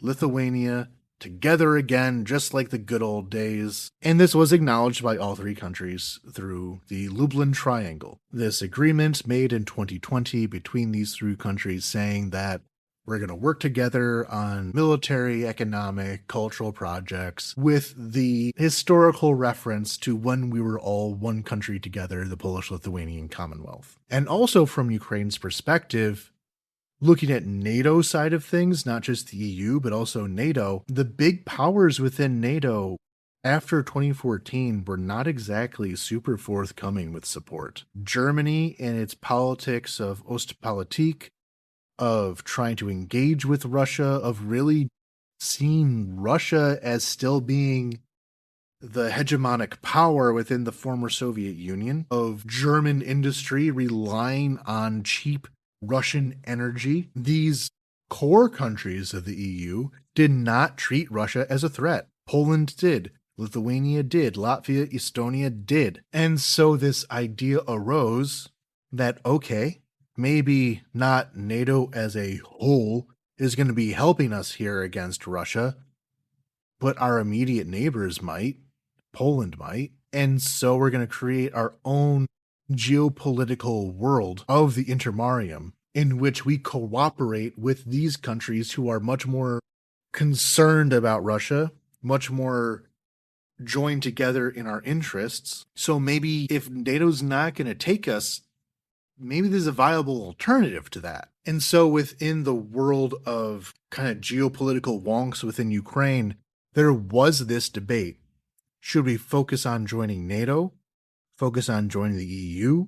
These things that seem like such a distant goal? Or should we focus on a regional approach in which we work closely with our immediate neighbors who are more concerned with Russia and try to create a separate system here to deprioritize NATO for Poland, Lithuania, and the other Baltic states. And this was very popular, especially within military circles. This became very popular. Join this intermarium with the UK and the US. We don't need Germany. We don't need France. Though the counterpoint to that is, yes, we can play around with these regional cooperations, but ultimately, NATO is the only game in town. And so if we try to deprioritize that in favor of these other projects that are not as viable, then it's kind of wasting time for a historical LARP, essentially. And these were the two opposing sides. There was certainly structurally more support for the kind of all Europe approach, which really meant the German-French approach. But if you look at the world of the intelligentsia, military, a lot of them wanted that more neighborly approach, which would have meant giving Poland what it wanted of having this regional hegemony. And there was another element to this that was more cultural, more political, in that this idea of the intermarium was most popular in right-wing circles because the Ukrainian right, the far right, didn't really want to be in the EU for the reasons that a lot of right-wing politics in Europe are Eurosceptic for a lot of cultural issues. They thought the EU was gay, and the intermarium, by working with Poland, they could be like the EU, but without all the gay stuff. Is a crude way to put it, but that's essentially what they were saying. These are countries that are not only bound to us in the geopolitical common enemy of Russia, but also a shared cultural conservatism that will not gayify our kids. And that was the perspective that a lot of the right wing had, which is why the civilian aspect of the Azov movement, the National Corps, was a supporter of intermarianism. They had intermarium conferences where they tried to hook up with the right-wing movements within largely Eastern Europe, where they said, we can have our own European system without the weird stuff we don't like, creating this very interesting situation where the Poles seem to think that the people who like Bandera, the people who like OUN, UPA, these more far-right political forces within Ukraine, for some reason the Poles got it in their head that these forces are anti-Polish, that they are counter to Polish interests, when really the people who were most in favor of handing Poland its regional hegemony was Ukrainian far-right Banderites. The Banderites are your friends, are your best friends even. And this calculation that it is the existence of these Banderites, thinking that that is what it gets in the way of your interests, reads things so very poorly. But I'll talk about perceptions in a separate section. You could have had it all, Poland. You could have had it all. So yes, this system continues through essentially 2023, where Ukraine, and especially the Ukrainian far right, is super into the idea of a Eastern power bloc essentially headed by Poland. And Poland is such a big supporter of Ukraine in that first year of the war that no one has been convinced otherwise at this point. And then we hit 2024.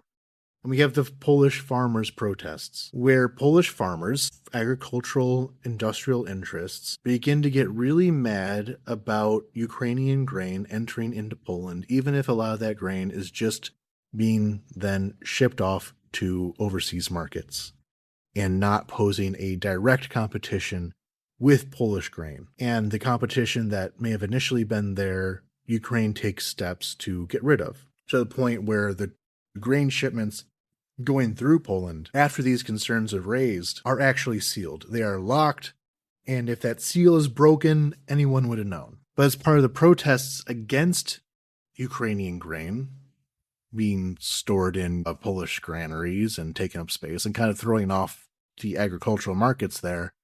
They block the Ukrainian border for a few days. This actually means blocking humanitarian aid as well, because they do a complete shutdown of the border until the obvious problems with that are pointed out, and they begin to allow people through who aren't transporting grain. But one, this starts to crack the image of Poland in Ukraine, that these Polish protesters were doing this and destroying Ukrainian grain that is farmed often in fields that are being bombed. Farmers have died in their fields harvesting that grain in a country with a recent history of the Holodomor, where the destruction of grain has heavy cultural context to it, and then we see these Polish farmers destroying it. That shakes a lot of faith in this Polish system. And meanwhile, the Polish right begins to see more profit from agitating against Ukraine. Poland becomes unreliable, that they're able to take advantage of this situation where Ukraine relies on Poland to access the rest of the world, and there can just be some protest that shuts down the border, and the state doesn't do anything about it for days, and there's no punishment for it. That shakes confidence in this potential system. And meanwhile, though Germany was very unhelpful before 2022, and after 22 was very slow to act, they've begun to become Ukraine's biggest backer. And so the situation that existed for years begins to flip. The core EU, Germany and France, becomes more reliable, while the neighboring countries who had shared these interests before becomes less reliable. And so the Ukrainian government begins to engage with Germany more and Poland less. And the Poles do take this very, very much as an insult. And time again, I've been hearing from these Polish political figures extreme bitterness about this, that they are betrayed by Ukraine, who scorned them to go over to Germany. And so Poland watches its geopolitical program collapse, and the political and literal capital that Poland had put into it disappearing, like a scorned lover going to a new person who you hate. That's kind of how Poles are talking about Ukraine right now, of, oh, you have a problem? Take it up with Germany. Can Germany help you? After the next election, is Germany still going to help you? Germany's going to take advantage of you as you try to join the EU. They're going to rob you blind, and you're not going to have us to support you anymore. This fixation on Germany has been one of the most consistent patterns that I've observed. They seem to truly think that there is some kind of Ukrainian-German plot against them of indeterminate goals.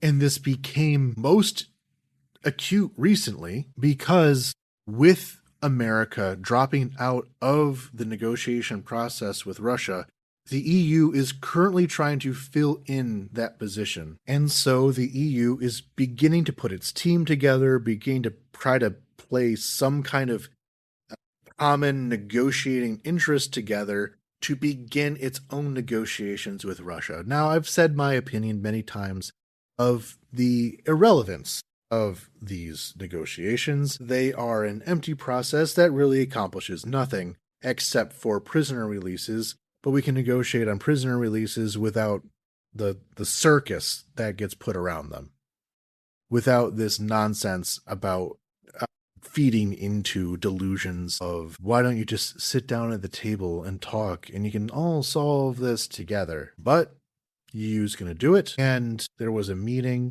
between Germany, France, and I think it was the UK, on a UK, not EU, obviously, with their NATO, on a kind of common approach to Russia. And Poland was left out of that meeting.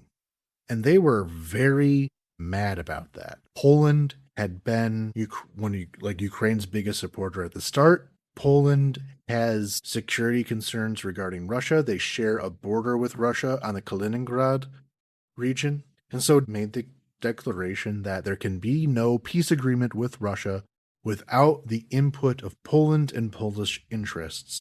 Everyone is going behind their back to talk to Russia. Everyone is going behind their back and making them irrelevant. And I think that Ukraine can do more to address that, and kind of has to, for the reason of Poland holds the keys to the EU, and calming Poland down is key to that. And this is a major part of that. Polish interests in this war should be taken into consideration.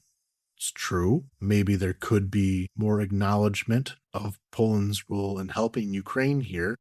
But at the same time, Poland kind of did this to itself. And maybe it's unfair because they had been so in it for so long that faltering a little does not make everything else go away. But they did falter. They did turn Ukraine into a populist talking point that Nawrocki and other members of the right are willing to exploit. We've seen how erratic they can be with this current crisis. And is anyone in Ukraine willing to go back to that system as it was? Even if Poland wants that, I don't know. It's certainly been disillusioning. And so a lot of these former supporters of intermariumism have said the concept is dead.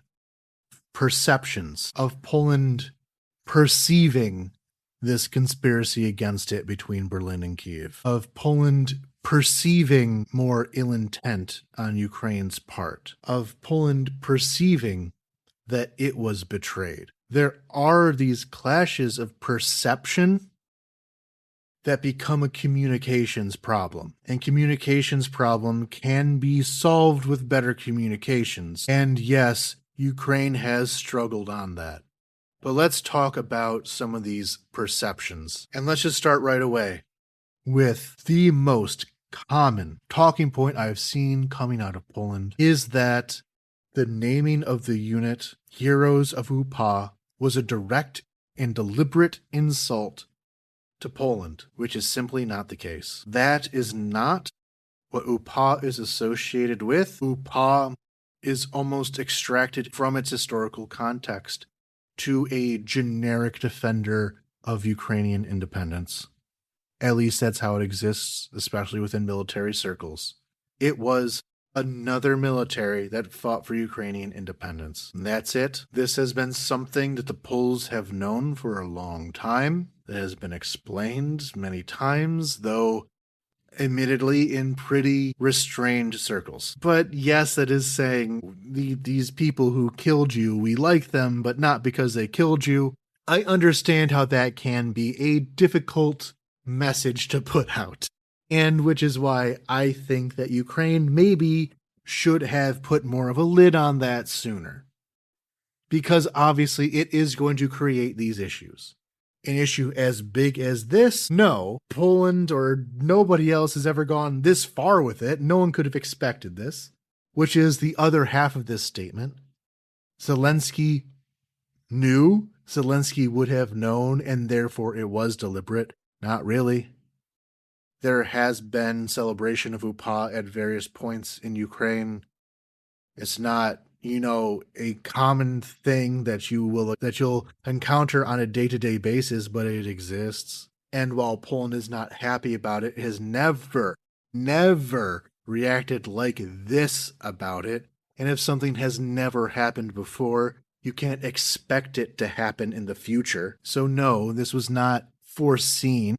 And this has been tied to this other idea I've been hearing in Poland, that there is this big outburst in anti-Polish feelings, anti-Polish policy, including from the former ambassador of Poland to Ukraine, who stayed in Kiev during the siege, who's brave enough, as the only ambassador to stay in Kiev during the siege, has joined in on this criticism that there is some kind of overall anti-Polish sentiment in Ukraine, anti-Polish discrimination, which is not true.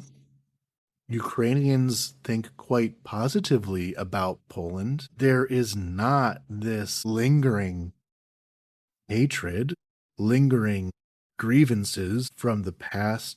If a Pole comes to Ukraine, they're greeted as a friend. And so this insistence coming out of Polish political circles that there's this big outburst, that there's this lingering anti-Polonism, Ukrainians don't even know what to do with that accusation. They've never heard of this before. Sure, they're neighboring countries. Every neighboring country will have stereotypes and rivalries and that kind of thing. If Romeo was on this episode, he'll be on another one soon.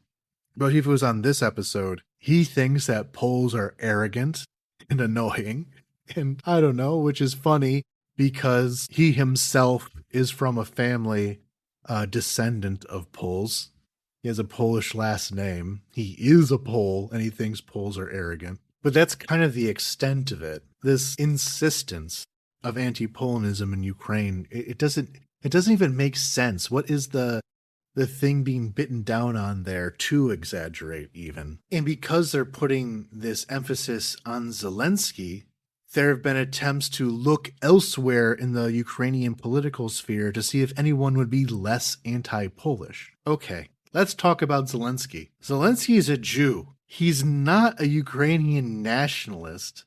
He's not some Nazi. He is in many ways the product of a kind of Soviet post-national Russophone culture that is hostile to most nationalisms because a Jew of that circumstance is kept away from all other nationalisms. It's hard to be a Ukrainian nationalist. It's hard to be a Russian nationalist. It's hard to be any kind of nationalist when those nationalisms are often, historically at least, defined against you. And even when they have been more friendly towards Jews, it's as a kind of alliance rather than as an inclusion. Jews as a part of the Ukrainian nation, as part of the Ukrainian national identity, no different from any other part of the Ukrainian national identity, is a recent one. If you watch Zelensky's TV show, Servant of the People, they openly make fun of Ukrainian nationalism in it. So, which is why during the election, Ukrainian nationalists, a lot of people in the military, a lot of activists even, were very concerned about, as much as he mocked Ukrainian nationalism, as much as he seemed to align with a point of view that had often been in line with Russia. So now Zelensky, as the ravenous Ukrainian nationalist, out to create an ethnically pure Ukraine free of the Polish menace, that's absurd. As I mentioned earlier, his historical memory policy has been trying to dilute a lot of these kinds of questions into personal ones rather than as collective ones. So no, he did not intend this as an insult. He did not intend this as a display of his ultranationalism, and trying to find Zelensky or Poroshenko or anyone else to elevate at his expense. And that's not going to do what you think it may do. This is another one of those kind of Trumpisms where Zelensky is seen as the problem. If only you got rid of Zelensky, then everything would go away. And it wasn't true in the case of America's complaints. It's not true in the case of these complaints. I saw some people say we got to look towards the army because, after all, the army are the ones who have been having the closest relationship to Poland throughout all these years. Surely the army will agree with us on this against that irrational Zelensky. What you're doing is threatening to cut off aid to the military over a matter that is a military matter, and you think the military are going to back you on this. That's absurd. And that leads into a larger question of different ways of seeing history. And this is one that I have seen Poles comment on in a more agreeable way, that there is a much stronger focus on history within the Polish consciousness of we were this noble, important nation that was better educated, more powerful than many other in Europe. We have this high culture that's is our heritage, and we look back on that. I've seen Poles make fun of how in Polish schooling you'll go over this and that battle that happened in the 1650s as though it is a critical part of your education as a Polish citizen. Whereas Ukraine, people don't care as much about history. Historical memory as a political topic, people don't care so much. They see it all as being kind of made up for political purposes anyway, so there's really no point in getting too attached to it. The history books of Ukraine now are a Ukrainian view on history now is going to be different from one under Yanukovych. It's going to be different from one under the Soviet Union. A Ukrainian who had childhood in the 80s has seen the story change many times, so why get too attached to any one historical story? There, of course, has been a resurgence in trying to get in touch with Ukrainian national identity, which goes along with history, but it's not to the same extent or focus that Poles seem to have. And so while this may seem as this massive issue to Poland, from a Ukrainian perspective, Ukrainians see these arguments over history as being kind of silly and not something worth thinking about so much, which in its own way can create offense. That's just true.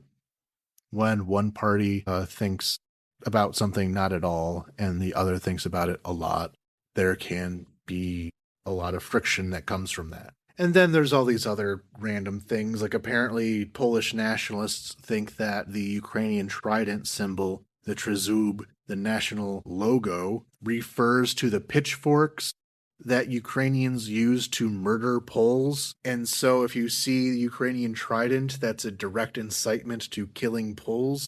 I learned of this recently, and apparently it's a thing.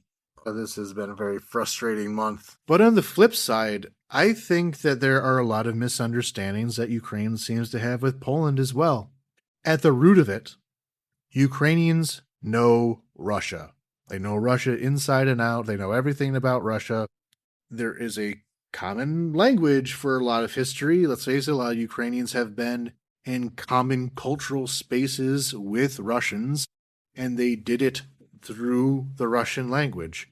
There's the shared heritage of the Soviet Union. There are no misunderstandings about Russia and what it wants. But it's not to the same extent as Poland. There is, of course, probably more study of Poland and Ukraine than many other countries, but it's not part of the same popular conscious. Ukrainians go to Poland. Ukrainians work in Poland.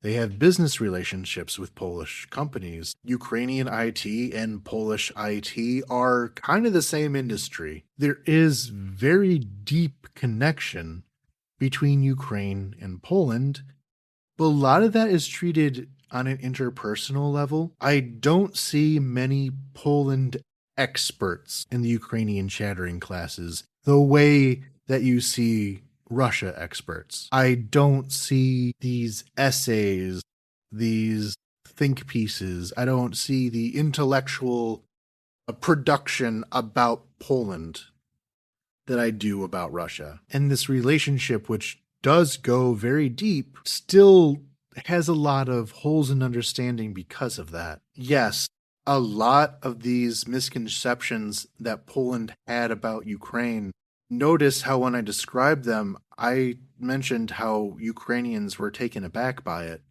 They don't understand how important some of these things are to Poles. They don't understand how building a relationship with Germany is seen as so much of an insult to Poland. There's a lot of these misunderstandings. And though I think a lot of them are ridiculous, yes, I said it directly while I was going over a lot of these points.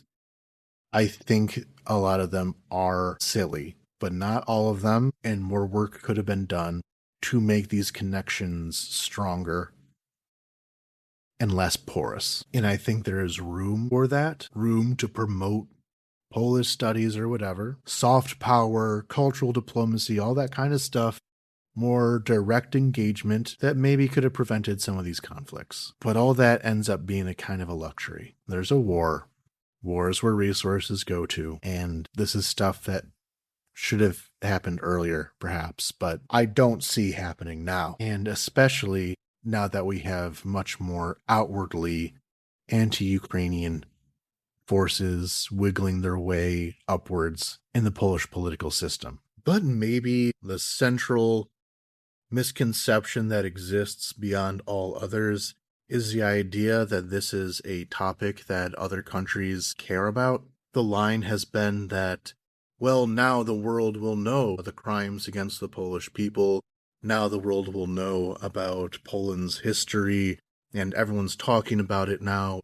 But that's really not the case. If someone is already going to be anti-Ukraine and is looking for ammunition for that narrative, yes, they'll pick this up.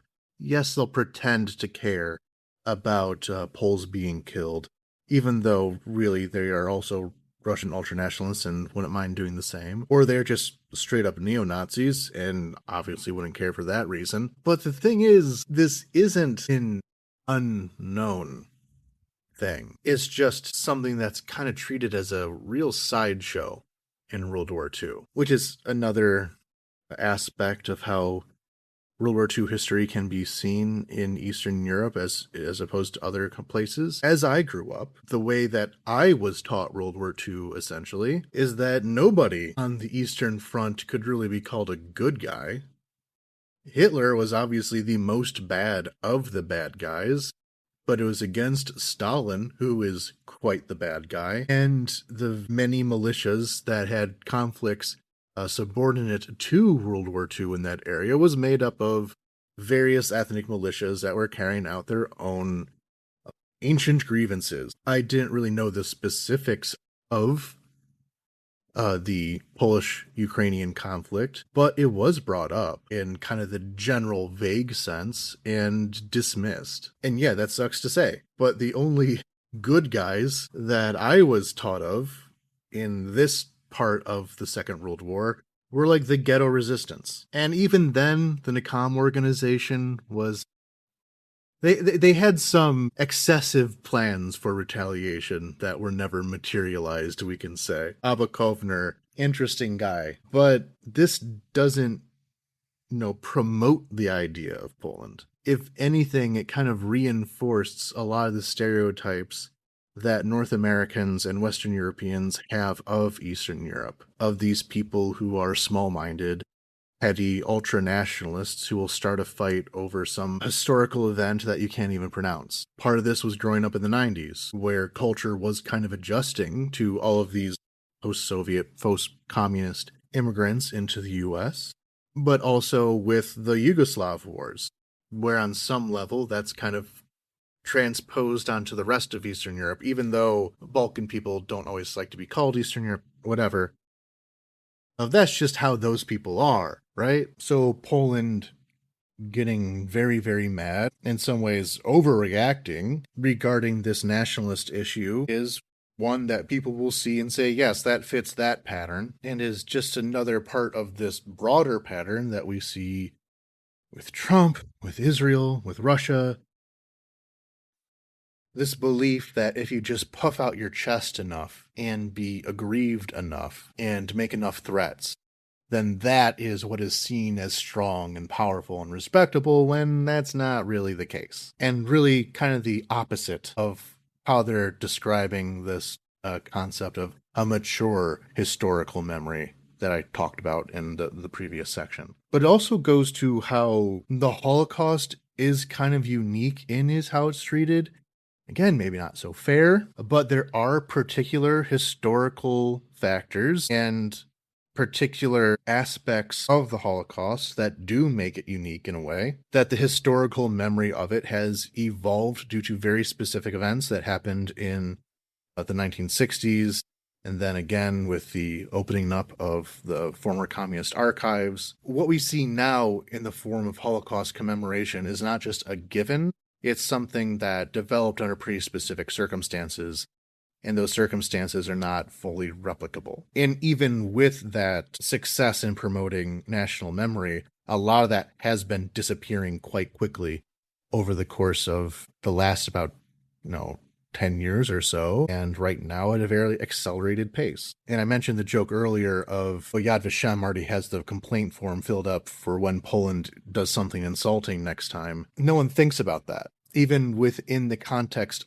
of the Holocaust, of anti-Semitic violence, most of the time, with most issues that don't relate directly to Germany, it maybe gets a story in the Jewish press for a week and then disappears and nobody cares about it again. People don't care about national historical memory issues aside from their own. And even one right now regarding Gdowna. It was this town in Poland that in 1941 was taken over by German troops. But the people who committed this massacre as part of the Holocaust weren't the Germans, it was the local Poles. And you can say that mainstream Polish historical memory has apologized for this and tried to not slug off responsibility. The town itself, which has a heavy presence of the far right, is a pretty rural area in a part of the country in which the far right dominates, have built a museum on the site that says that no, the Poles didn't do it, the Germans did.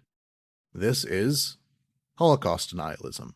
There is a museum here specifically designed to deny a portion of the Holocaust. And it gets the article in the Jewish media, it gets the complaints, but in the end, nobody cares, and I'm sure this is the first time you've heard of this.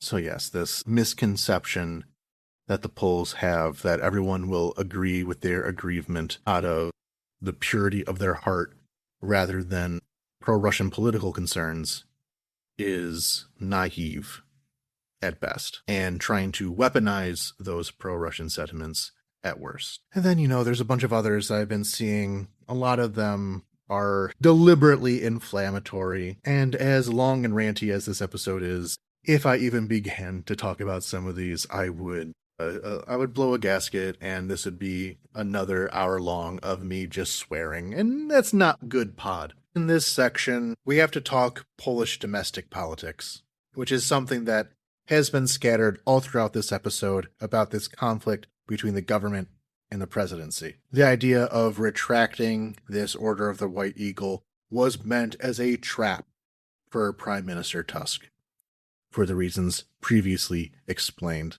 These are two adversarial political camps in Poland, and there's always going to be the next election. As it stands right now, PIS gets fewer votes than Civic Platform. They're the smaller party of the two right now, and on their own, they lose. But that becomes much more competitive if they're working with the far right, primarily the Konfederacja party. Konfederacja, is a pro-Russian political party that has often agitated against Ukraine and has been extraordinarily hostile and been driving the more extreme elements of the current conflict. They want Poland to stop helping Ukraine at all. They have a visceral hatred of Ukraine, and really they are opposed to the European project in general, whether that includes Ukraine in it or not.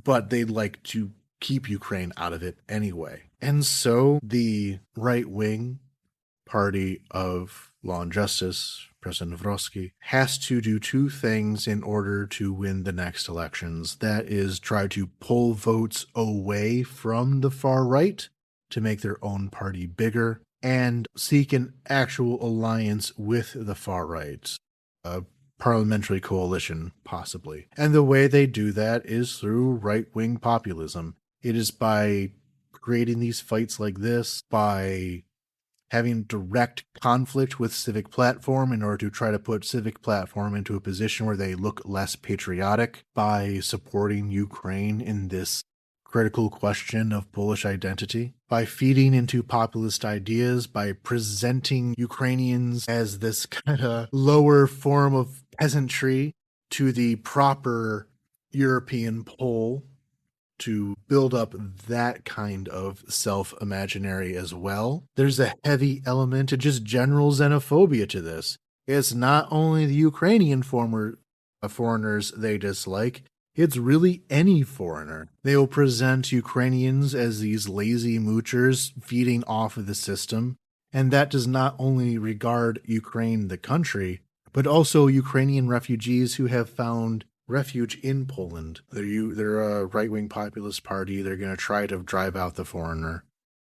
That's just what they do. Even though Ukrainians have been quantifiably shown to put more money into the Polish economy than Poland has had to pay in refugee benefits and support. They are a net gain to the Polish economy, but that has never stopped populists before. Now, has it? They just hate foreigners. And this right-wing populism in Poland has had a Ukraine problem. To turn back the clock again to a more recent past, in the 2010s, while Viktor Orban was building himself up as a leader of this international right-wing movement, Poland was right there with him. The Law and Justice Party did many of the same things that Viktor Orban was doing. Anti-immigration, anti-LGBT. They had these gay-free zones where municipalities would claim that there's no gay people here, none of that gay stuff is allowed. They abused the democratic process through things like just not telling the opposition about votes. They were not as extreme with it as Orban was because they did not have the grip on power that Orban did. The opposition was always strong enough to curb some excesses and certainly larger than the Hungarian opposition was until, this recent election where the Orban system dissolved entirely. But Poland was right there with him. Poland was protecting him in the EU system from sanction and censure. And conversely, Poland also had a place of pride within the global far right. White nationalists would film documentaries in Poland where they would go to the Polish Independence Day march, which always has a very strong far-right presence there, and said, look at all these white people, proud of their nation, keeping out all the Muslims, keeping out all these Muslims and gays and feminists. It is our ideal society. And this was not something that the Polish government was promoting to the same extent that Orban was, but it still benefited from it. Even now, the Trump administration has a very positive view on Poland, partially because so many of the members of that government are from that era of, the far-right internet where these neo-Nazi Americans were saying that they're going to move to Poland, a true white country. That's who runs America now, is the people who thought that. But that ended in 2022. Because all that international far right was supporting Russia. And now Poland was the enemy, and Polish nationalists, Polish right wing, was part of that enemy as well. PIS, Law and Justice, went from being the strongest champion to the people getting in Russia's way of bringing proper far right politics to Europe and crushing the Eurogays. The simple fact is that hostility to Russia and far-right politics can go together, but when you do it, you are limiting yourself because you are cutting off many of your potential allies. And just structurally, far-right populism will seek out foreigners to blame for all your problems, and Ukrainians get to be that foreigner who gets blamed for all the problems. And because of this natural tension that always existed between the general idea of far-right populism with support for Ukraine, there was going to be an inflection point where there was conflict over that, of which one is more important. And we see that conflict expressing itself in this situation.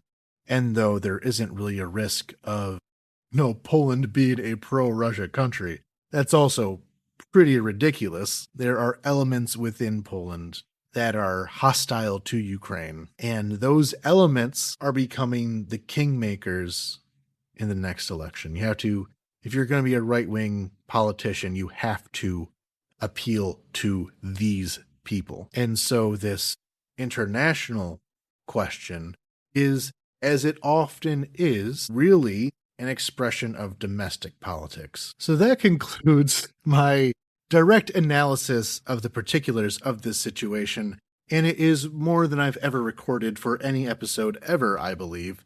But this is the episode of self-indulgence, and I'm not yet done. And that is some ideas about this concept of historical memory more broadly. Zooming all the way out, away from the particulars of this situation, away from Poland, away from Ukraine, and just this idea of historical memory. And so, one of the solutions offered to this problem has been this formulation of we have our heroes and you have yours, of each country has to decide on its own history, on its own terms. Everyone will have their own narrative, everyone will have their own history, and we just have to live with that. And in the practical terms, that is how things do have to work. People do have to work through their own stories on their own.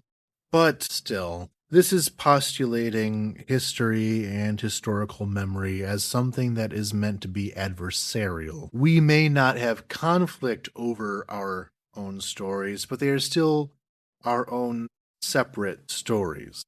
And that's stunting. That will necessarily leave an incomplete picture of the world, and it is isolating and atomizing to say that our stories are different from each other. This is an extreme goal of what could perhaps happen in the future. But it would be better if instead of you have your history, we have ours, but rather form a more collective identity, which means a collective history, to understand ourselves as part of a greater whole rather than simply as an atomized aspect of it. And that is why I like histories that deal with these cross-cultural stories that help bridge these gaps together.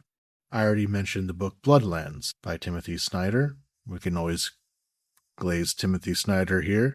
Its formulation is of a geographical space shared by many people who went through the same event, and how the violence of that event or events built upon each other. You cannot understand the Holocaust as simply the Holocaust, but as something that happened in early 20th century Europe that intersected with all these other historical factors. That the Volyn massacres did not simply take place in isolation between two opposing groups, but happened on the same soil as the Holocaust, as the repressions of the Soviets, of the Polish operation, of the Holodomor, though the Holodomor did not occur in Volhynia or Galicia because that was not under the Soviet Union at the time. That it was a time of immense violence, and you can't brush it off as everyone was doing it. I'm not saying that. But it was a time where conflict was resolved by genocide quite often. And so you have to understand it in that context as well. There was not World War II and also the Holocaust behind it, but the Holocaust and World War II were entwined. And you can apply this to anything. Everything connects to everything else. And so to think that you can build high walls around your own portion of history doesn't really work and just leads to more misunderstandings than understanding. And to close off, to zoom out all the way, it was 4th of July, America's 250th anniversary. A lot of this conflict going on between the narratives of Ukraine and Poland has resulted in accusations of saying that people are less developed, that Ukraine, its historical ideas mean that it's a less developed country. And many of the kind of defenses, including ones I've included in this episode, have been pointing out how Poland may have done the same. And though that can be effective rhetorically, we do have to dig deeper, don't we? And for there to be developed or undeveloped, we kind of have to find someone who is developed, right? And I have to be critical of America in this situation. Does America have a properly developed historical consciousness? I think that in many ways, yes, American historical academia is quite nuanced. But remember when all those Confederate statues were being torn down? We had a moment where popular understanding of historical memory looked like it could have evolved a bit. That America was at a point where we could have had more reckonings about what it means to be an American and our understanding of ourselves, which includes the reinterpretation of historical figures. Now, I think that there were certain indulgences at this time. There have been many criticisms of the 1619 Project, which formulated an idea of American history that was almost entirely built around its relationship with slavery, that had insights that I think had value, but was developed as a mode of historical memory rather than as extraordinarily strict history. It was very deliberately an attempt to shift historical remembrance of how America works.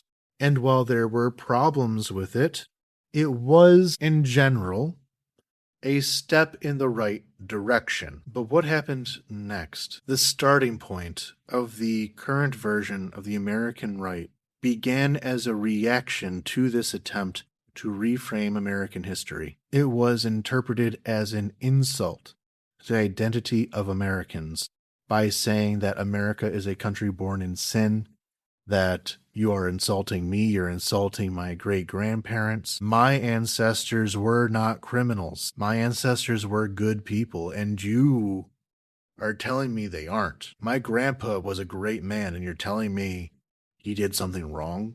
Who are you to do this accusation? And that kicked up a lot of the feelings of the nationalist right. If we look at a formative moment of the American far right, we can look at Charlottesville.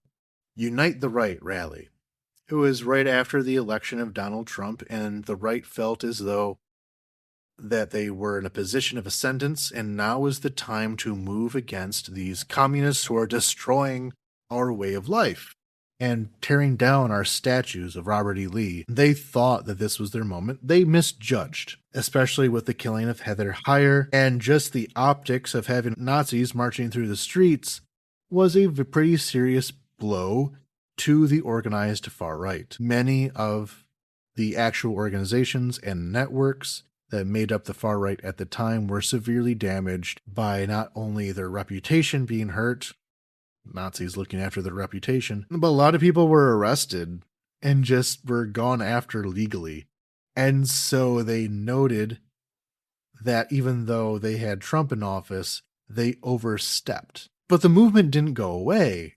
It just slid more into the mainstream. And Donald Trump, one of his big promises was that he would have, patriotic education. And basically he said, I won't make you feel bad like those other people tried to make you feel bad. And in the first term, Trump even put together a kind of board to directly counter the 1619 Project called the 1776 Project that put together this weird formulation where the four biggest threats to America were, Hitler and the Nazis, Stalin and the Soviets, the Confederacy. I mean, good job for you to calling the Confederacy and slavery a threat. Bravo. Though this organization is also the one that is really into Lincoln, so it takes all types. The Straussians, I mean, in case you don't fully understand the far right. People connected to Hillsdale College, that group of people. Anyway, so the fourth and final enemy being FDR and the New Deal. It is this very strange historical concept they put together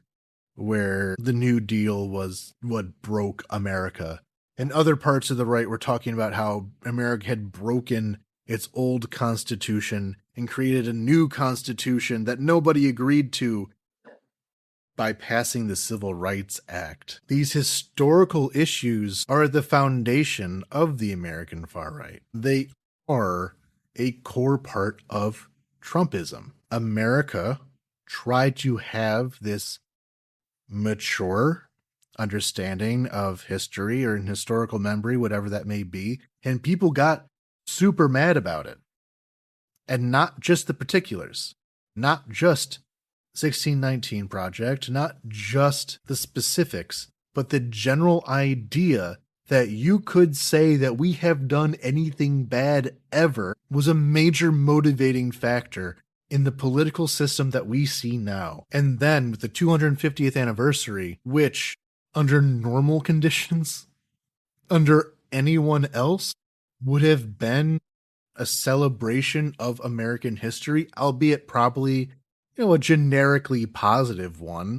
What did we see this year? Nothing. Very little historical output, very little pop culture. There's a movie about young George Washington, which looks insane. I guess I'll watch it. I don't know. American history on the 250th anniversary was conspicuous in its absence. So I feel as though a lot of my American listeners may look on this situation with befuddlement.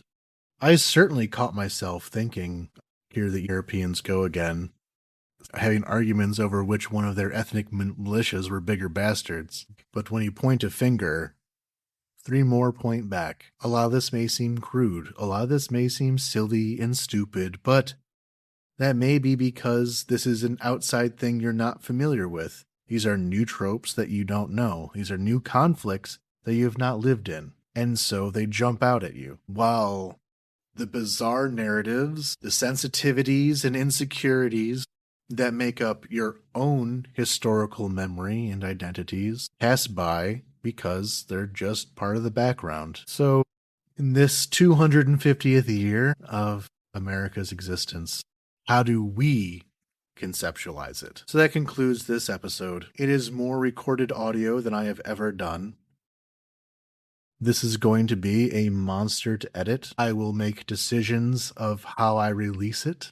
I don't know, but thank you very much for listening. If you'd like to support this endeavor of a podcast, you can go to patreon.com/Ukraine without hype. Join our Discord channel, contribute to future episodes, ask questions, get updates. And of course, your support is what allows this podcast to be a living, that allows me to dedicate these kind of time and energies, and as of late, covering up medical expenses. For more information about Ukraine, you can go to the link tree in the description. And now I would like to thank our wonderful patrons. So thank you very much to Randy McNerlin. The voices in my head are from Big Pharma, Kyle Smith, Damascus Medusa, Giorgio, David Shepard, Ivana Krakratskaya, Mike, Kevin Alberton, Michael Drucker, PLM, Arminius, T. Bart, Barbara Station, Devi, Anonymous, Michael Wickman, Jenny Louise, Marguerite, Dimitri Litvin, Dennis Napalm, Vivek, James Burke, Allison Chainsaw, Big Meg, Elizabeth Hughes, Nick Niazin, Andy, John Gates, Nicole Ford, Sanjay, Grace Krause, Laura De Leon, Had to Laugh, Jacob Hoem, Chris Bennington, Levy Grove, James Wise, Alex Grochmal, Ada McDonnell, Jerd, Victor Matei, Scott Tokaryuk, Etienne Soleil, Anastasia, Captain Technical, Evelyn, Veronica Aim, Julia Lindsay, Emily Bavona, Beyond Barbarossa Podcast, Anonymous, Subtle Knife, Marianne, RDK, Lori Kalila, Christopher Yee, Lemonikin, Demetrio, Ursula Zolenkoff, Noah Brown, Glowing Wind, Can Dystopian Fiction Please Remain Fiction, Marcus Nashkus, Andrew Glenn, Zay Perry, William Brown, Abel Lenz, Donna Jones, Joseph Erlone, Yellow Duck, Anonymous, Bucktron 2021, Florian Kunkel, Michael Rowe, Bill, and the Big Chinchilla Lobby. Thank you all very much for your support, and until next time, Slava Ukraini!